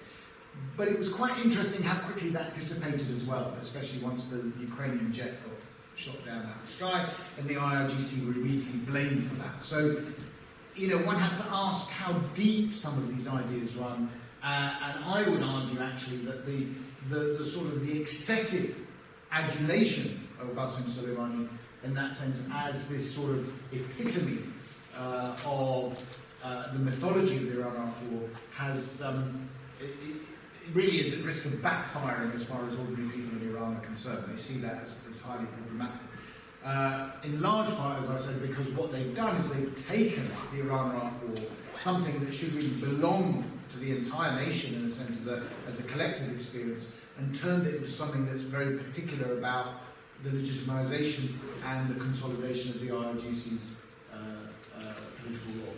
And I think this is what we're seeing now, really, in terms of the way in which the IRGC are trying to, I wouldn't say trying actually, I think they have, it's my view certainly, is that they basically become to dominate the political life of the country now to the extent of others. So a number of these ideas, I think, I mean, one of the issues that I suppose I wanted also to raise was some of the comparative elements of that. And one of the interesting things that I have seen, certainly in the last 2 months, is the way in which there's huge synergy in terms of ideological and mythological narratives between Russia and Iran in particular. It's quite interesting to see how these narratives are shared. You know, this notion of the importance of the war, whichever war you want to choose, the sacrifice that was made, the idea that one is under siege, is under pressure, one has to sort of fight back, one has to protect oneself. You know, there's a lot of these sort of issues where they build a certain conception of what the war is. And I noticed an interview with Putin very recently that could have been written in Tehran, I have to say, where he talked about, you know, the importance of the self-purification of society, that we must all resist, and all these sort of narratives that I think would come out of it. And it's not a surprise, of course, that Qasem Soleimani was a very frequent visitor to Moscow, particularly obviously in their operations in Syria. Now, I had also here, but I'm not sure if it's going to work, one final bonus episode for you, which is just to show how mad, how extensive the eulogy of Qasem Soleimani has become. There was a music video that was actually made about Qasem Soleimani, which remarkably, I have to say, was filmed in London, which is very worrying indeed, where the individual sings the praises of Qasem Soleimani as a freedom fighter and liberator and a man after all freedoms. And I don't know if it works, but and I don't know if people are interested, but I can try and see if we can put it on. Yeah, let me just see how this. She's coming. Yeah. So this is the. Do you think the apparatus will work? She will. I think so.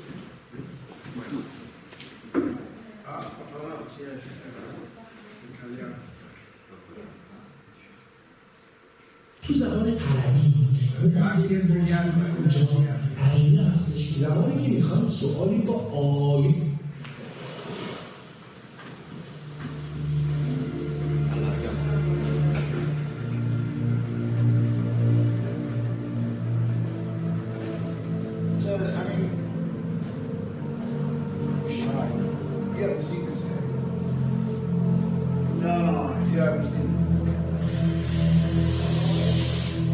I thought it was in Tehran, but you'll see the London buses going past.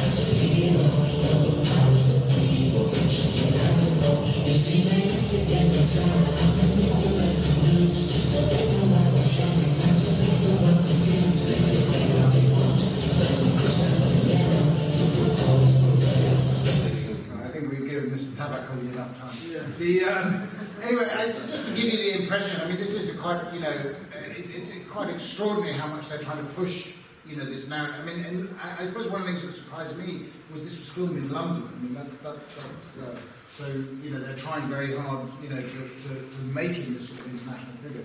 But again, it's more to do in my view, really, with the consolidation of sort of ideologies of control within Iraq. I mean, obviously nobody abroad is necessarily going to get too excited about, particularly with lyrics like that, to be honest. I mean, it's not something that's going to make him enormously popular. But it just goes to show, how far they take this, and to my mind also how, there are limits to the way in which you project ideology, and if you take it too far, the risk is obviously that you contradict yourself and you end up doing more damage really to your cause than benefit. And I think that's basically one of the lessons they have. But unfortunately, this sort of ideology, this sort of narrative myth, this sort of thing can do a lot of damage as well before people realise just how ludicrous it has become. I'll stop there because I said, and I know we have lunch in 20 minutes, but I did say I'd do 35 minutes if that's okay, and happy to take your questions. Thank you very much.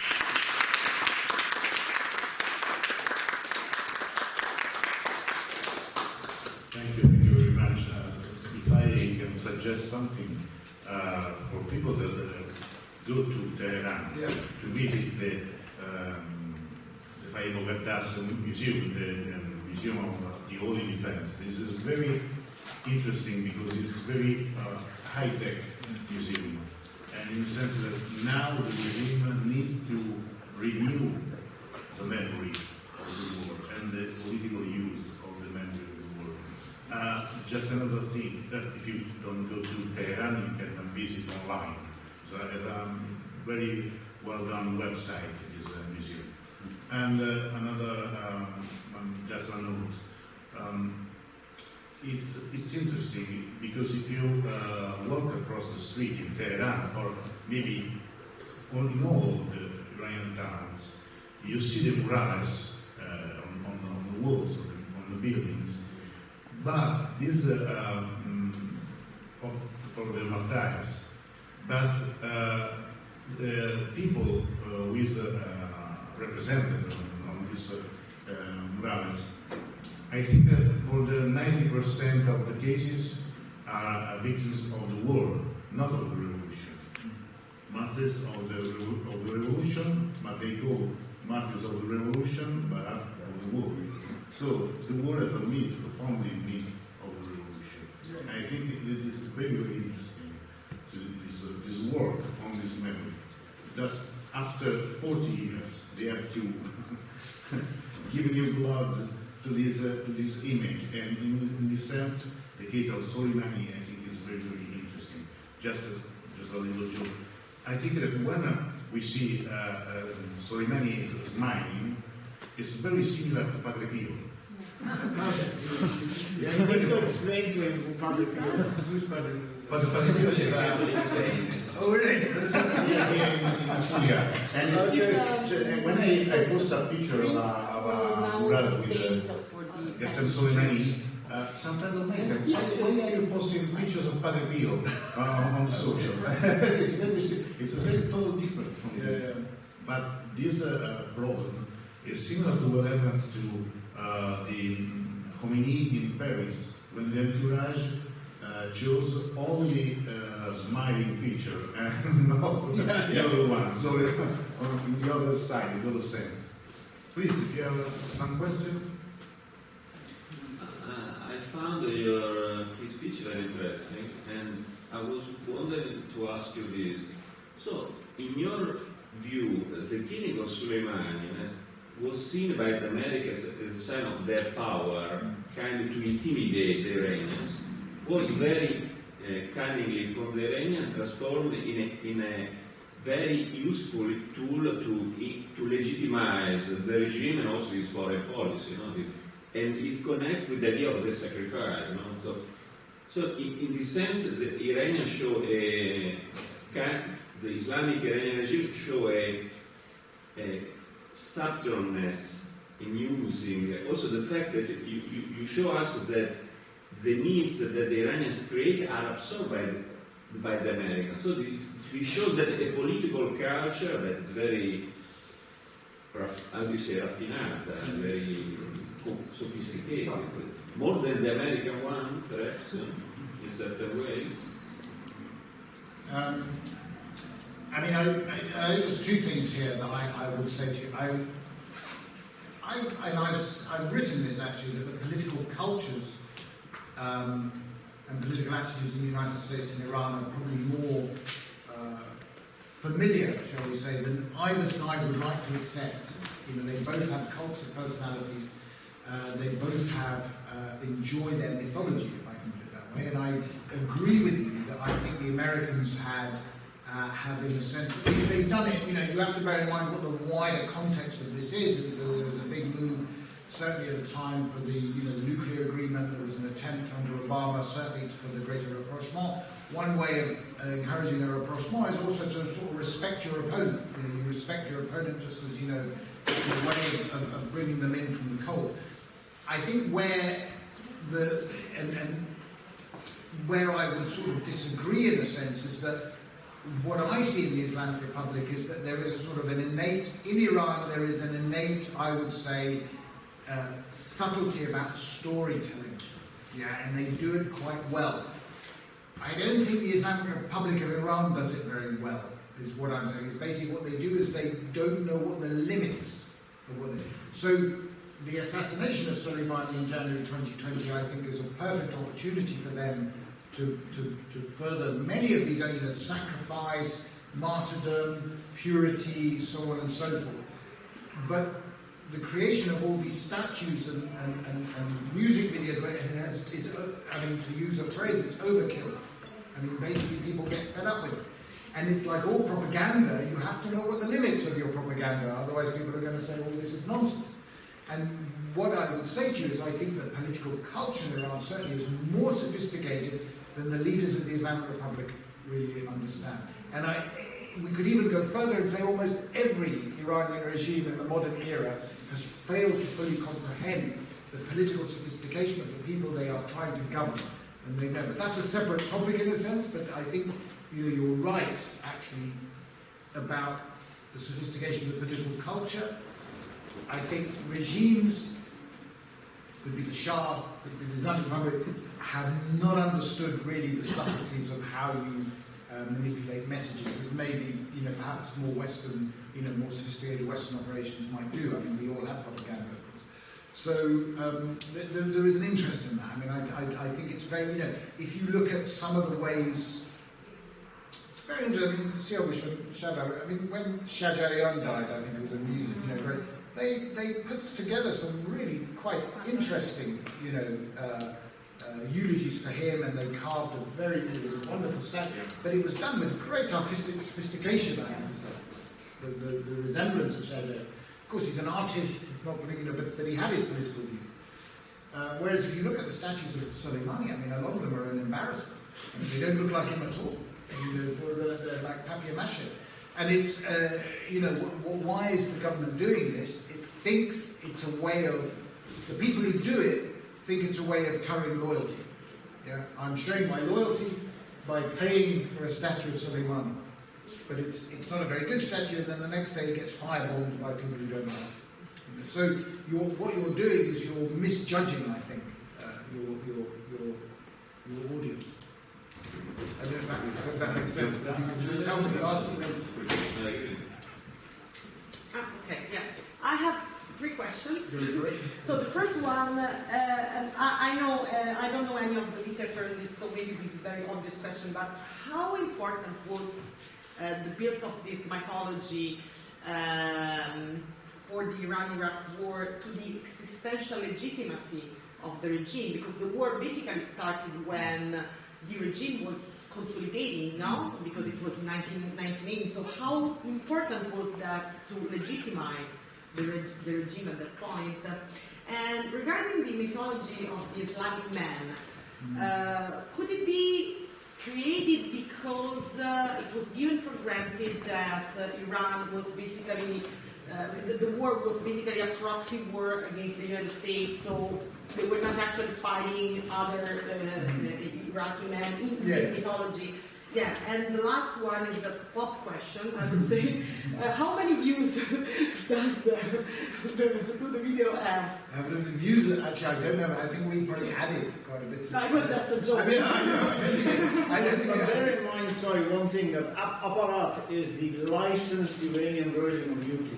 Oh, is it? Yes. So The YouTube is filtered, but Aparat is the sort of officially sanctioned YouTube. So content there is basically fine for Iranian staff. So I mean, I guess the impression is if they're watching in Tehran or you're watching in Iran this video and you see the video is made in London, you think, oh, maybe all these English people in London like this. I mean, it's, who knows? I mean, the Islamic man is really, really a development of the Islamic Revolution and what Khomeini was talking about in terms of his ideology about renewing, basically renewing and purifying Iranian society, Islamic Iranian society, from the scourge of what the Pahlavis had done to it. So, it's not so much actually to do with the United States or anything like that, in the sense that they didn't think the Iraqis were particularly good Muslims anyway. For them it was, they represented something new, a sort of renewal of the Islamic world. And that renewal of the Islamic world, in the same way that the French Revolution had this sort of notion of the renewal of the sort of revolutionary man, that basically you don't, if you talk to people and you read memoirs about the Iran-Iraq War, you will find, in many cases, it's certainly true that, for instance, in the defense of Khorram Shah and others, a lot of people who joined up with the Revolutionary Guards initially, fought very valiantly, I think, in the defense of Khorram Shah. But one of the issues was, of course, is that the army itself and the military had been very badly purged and was not in a good shape. Yeah? When the war became protracted, Iran's successes were really a combination of factors between the army and the Revolutionary Guard and the Basij working together to achieve things. Often because the Basij in particular were willing to, well, I don't know if they're willing to, but certainly they took a huge number of the sacrifice of the Basij in that sense, and the Revolutionary Guard to some extent, was quite high. But again, it's that element of trying to show that there's something particularly, that it's the decadence of the Shah, the Taghut, the idol worshippers. The irony, of course, of the idol here is that you are renewing yourself. I mean, the irony of this, I suppose, is in the sense is that the revolution, in some ways, has come full circle. They criticise the decadence of the Shah for being idol worshippers, and then they invent idols themselves. I mean, that's basically what's going on, right? So that's one of them. In terms of legitimacy, it's absolutely true. I mean, I think it's quite rightly said. The revolution and the war is a sort of basically a foundation myth. I'd say it's a foundation myth, and it's being used it's being, what I would say is it's being appropriated by the IRGC for their purposes. Whereas actually the war itself and its origins was a rite of passage, I should say, for the revolution itself, that it could stand on its own 2 feet. But again, what's interesting about it is if you look at the 1990s, there isn't a huge amount of cultural, the war is there, but you don't make a big deal out of it, because the last thing you want to think about is the war. You want to go and have a good time after the war. You don't want to talk about the war. It's really in the later 1990s that it starts coming back into the cultural sort of side, as people start to say, what's going on? What did we fight for? What did we fight for? Did we fight for a democracy, or did we fight for an Islamic state? And basically what's happened is that the IRGC have argued that we fought for an Islamic state. Democracy and republic is nonsense. So it's seizing that agenda, I think, for their own very narrow political purposes. But it's undoubtedly, I think, the war has a role in legitimizing might be the wrong term, but certainly validating, I think, is a better way. We survived. If we survived, nobody thought we would survive, therefore, things might be okay, and it is true that they made a big deal out of the fact that this was the first war they said that Iran has not lost territory.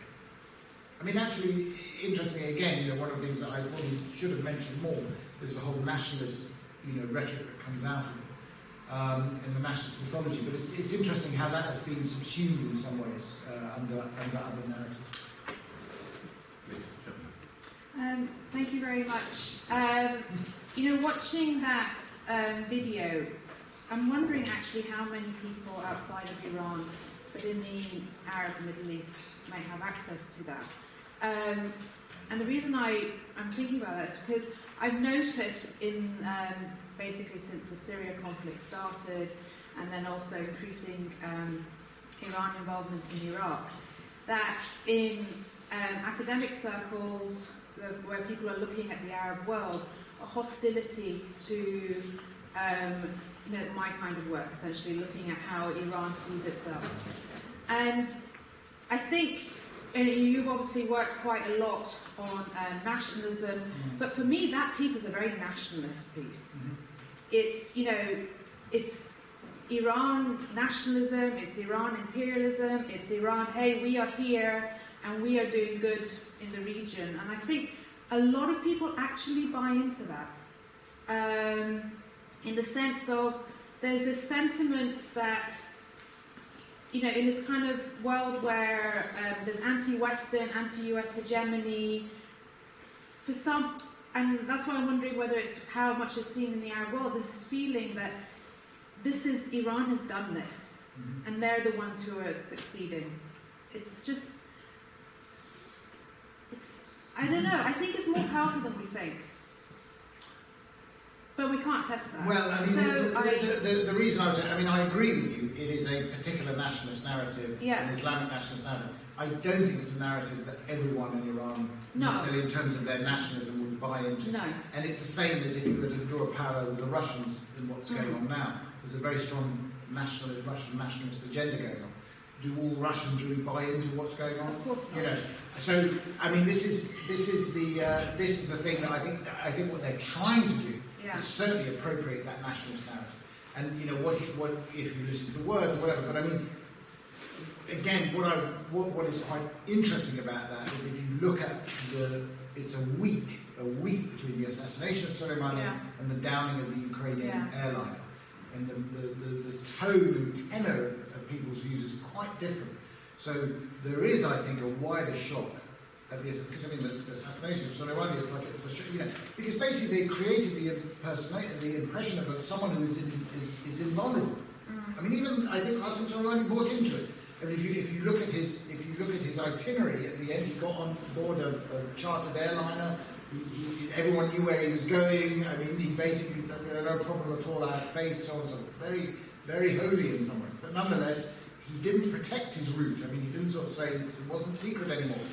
5-6 years ago, nobody knew where Soleimani was. He just popped up everywhere. I mean, but nobody knew what his itinerary was. Now he was very casual about it. So I think there was a genuine shock about that, and I think these things are difficult to ascertain, and I would agree with you in the sense that I think there was immediately a sense that this is an outrage against the national identity of Iran, if I can put it that way. But what's interesting, as I said, is how long does that last, and what do we see with that? So, if we were to go back to your question, I think the idea of how sophisticated they are, I think also Iranians sort of feel that we don't insult our intelligence. Don't insult our intelligence about what this means. We think he was a very, he's emblematic of certain things and very noble and so on and so forth and austere. But we don't think he was a liberal. I mean, we don't think he was interested in liberal democracy. You know what I mean? I mean, he's not that sort of individual. Don't overdo it. Don't insult our intelligence. So it's really a question of whether they are able to appropriate that nationalist narrative. I suppose my response to you really on that point is that I don't think it's as, maybe to look at it from a different angle to yours. I'm not saying, I think a lot of people will buy into some of the narratives, but I would probably say probably not. I don't know how much you think they bought into it, but I would say probably not as much as they think. If I can put it that way. Yeah, I think people might be buying into it more outside of Iran. Yes, I mean certainly in Los Angeles. Yeah. You know, I mean, there is a view that I think the diaspora might have a better... It was a video made for the diaspora. No, I don't know. No, I think it was made for... Nobody in the diaspora has watched it. I mean, nobody sees it. I mean, there's only weird people why like do you use the English language? Yeah. No, because why do you use the English language? Because you want to try and say that this is an international figure, we have an international policy. Do you see what I mean? It's, I mean, the thing that strikes you about that video when you watch it is there's a London bus in it. You know, you look at it and you go, what the hell is going on? Like an international pop. Exactly. You know, Eurovision Song Contest. You know, I mean, what the hell is going on? So that's what it does. You suddenly look at it and you go, what? So if you're sitting in Karshan or Yazd or something and you suddenly watch this and see which says on the official Apparat channel, you go, oh, in London they're celebrating the life of Asad Soleimani. I mean, you know that nobody in London is watching this. But I mean, it embellishes that. But I sort of agree, and this. Yeah, I think we agree. We agree, but I'm just wondering. But I'm sure it does. No, I'm sure some people do. I mean, I've talked to people who think that, who have said very clearly the IRGC are the national embodiment of Iran. And mainly abroad, I have to say, not necessarily in Iran. Whereas if you talk to Iranians in Iran, they go, well, our relationship is a little bit, particularly when they produce COVID detection machines and stuff like that, which is so absurd. I think they have a much more mixed reputation in Iran than people often. Okay, we have time for the last two questions, and we can collect them and then. Okay, should I? Please. A quick comment and a question. The quick comment is what struck me about the video is the way the singer is dressed. Because it clearly looks like a British citizen. I mean, it doesn't look like my Iranian, like imagine someone wearing... But he's definitely Iranian. Yeah, but I mean, the way he's dressed and the whole, he looks very much like a Western. He's an Iranian guy in London. Yeah, but aside from that,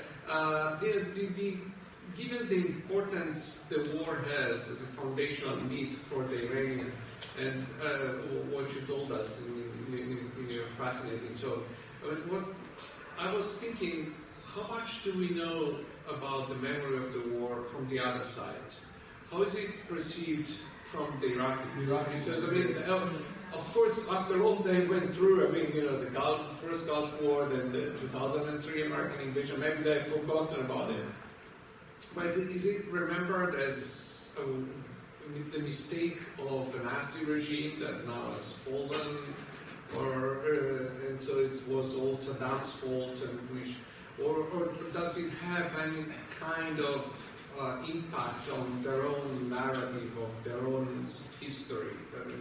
Do we know? It's a really good point. It's not one that I can answer for you, I'm afraid, because what I do know is that there is a huge amount of material, obviously since the fall of the Ba'athist regime, there's a huge amount of material that they have. And of course, Iraqi generals prior to the fall of Saddam Hussein did write memoirs and they did write their accounts, but obviously they're much more heavily doctored than Rafsanjani's memoirs or diary. So it's difficult. From those who I think have worked on it, they will say that it's obviously with the new government in Iraq and the Shia government, they're much more ambivalent about the whole war in Europe. But it's not something, unfortunately, I have sufficient knowledge of. And it's something that we do need to look at, by the way. I entirely agree with you. It's not something that I think enough work has been done. I also have a question about the war. You said that that was a total war with the mobilization of By society. Iranian standards. No, but I guess that's kind of what it was, with mobilization of society, the economy, and so forth. So could it be that the fact that Iranian leaderships afterwards, in a situation in which they wanted to liberalize the Iranian economy, they didn't emphasize so much the legacy of the war, because the war also reminded a part of the story of Iran where the state intervened massively in the lives of people in the economy. interessato to modernize the country. I think it's absolutely right. I mean, because basically what happens is, so you get the end of the war, you get the Rafsanjani period. The Rafsanjani period is seen as basically a failure, and as a result of the failure, you get Khatami coming in basically to be a sort of a slightly different form of reform.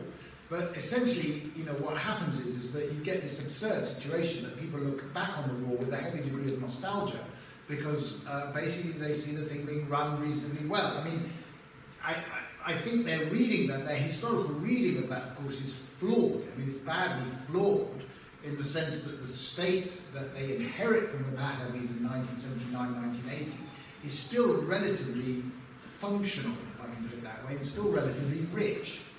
Okay. Afterwards, what you get is, to say that.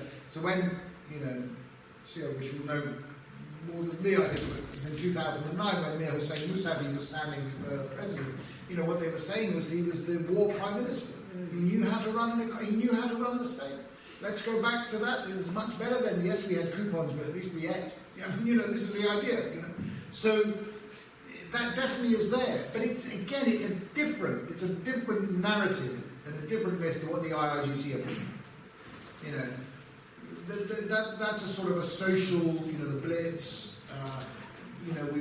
We had things were more ordered. We could see what they did, but it's not a Marshall. It's not a Marshall account at all. It's actually that what you've seen in Britain recently as well. This sort of notion that the good old days we had community, people stood by each other. This globalization. This sort of idea is not. So they go back to that, and I think that's definitely there. I think Mousavi was emblematic of that. But it's a different narrative myth in that sense of what the war represented. If we have time. I don't know what the lunch is. 10 minutes. Thank you so much for the lecture and for the much needed comic relief. I wanted to ask you about the issue of exporting of ideology in the construction of memory. So, since that was a task that was not fulfilled with the Iran-Iraq war, is the memory now of the war nationalized? Is the question of exporting ideology totally wiped out from the memory, or it still exists in some way? You mean the sort of the exporting of the revolution? Yeah. No, I think with the IRGC, it's very much a central part of their ideology. This is the sleight of hand. People will say, and I don't know what Shabnam's views are on this, basically, but is Iran a status quo power? Is Iran a revolutionary power?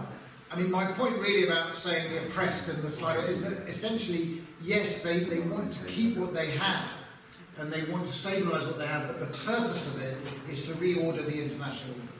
Yeah. Now, in that favour. Yeah. So basically, that is revolutionary, if I can put it that way. But the paradox is that if you go and travel to Iran, or whatever, you talk to an ordinary Iranian, he's not thinking about this at all. I mean, what he wants to just live. I mean, he's not interested in. He doesn't want to go to Syria. I mean, he's not interested in all this. But the IRGC sees it as part of their raison d'être. It's part of their raison d'être. It's part of promoting that sort of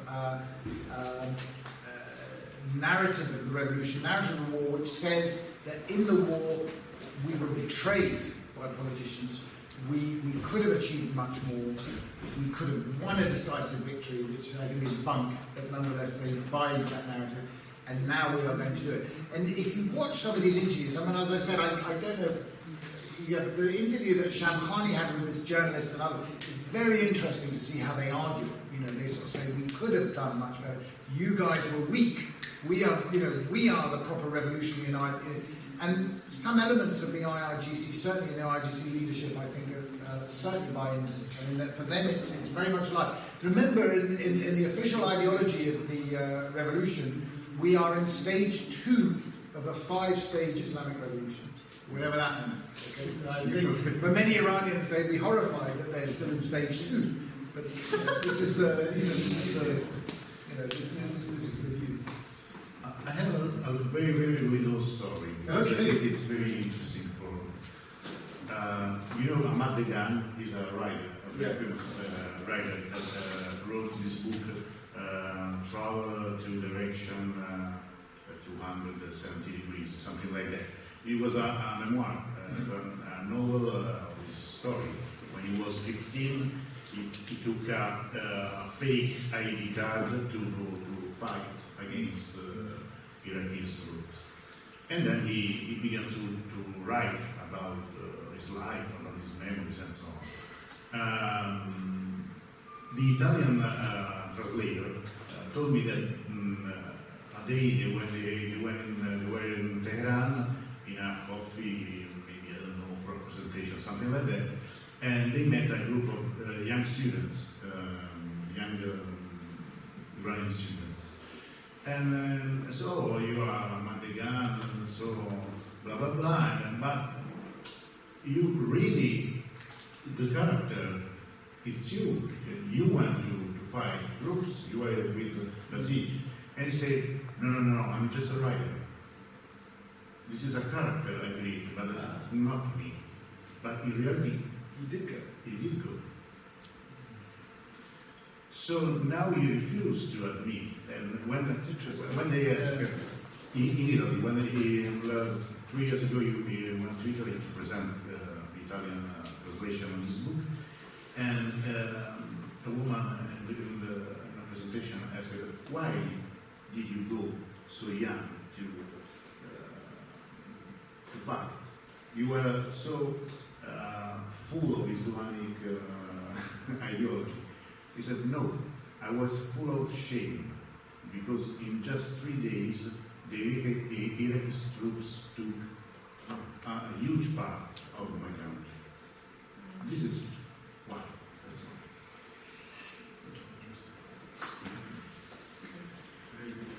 So, maybe we can stop here and go to lunch. Thank you, Natalia. Thank you.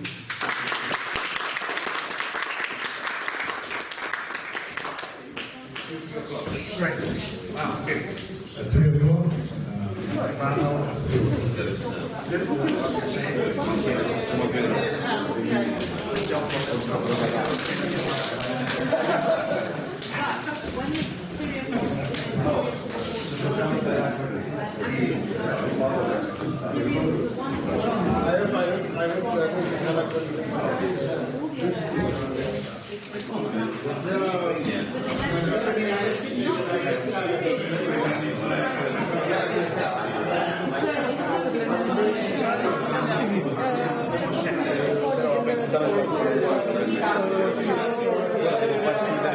Rosario per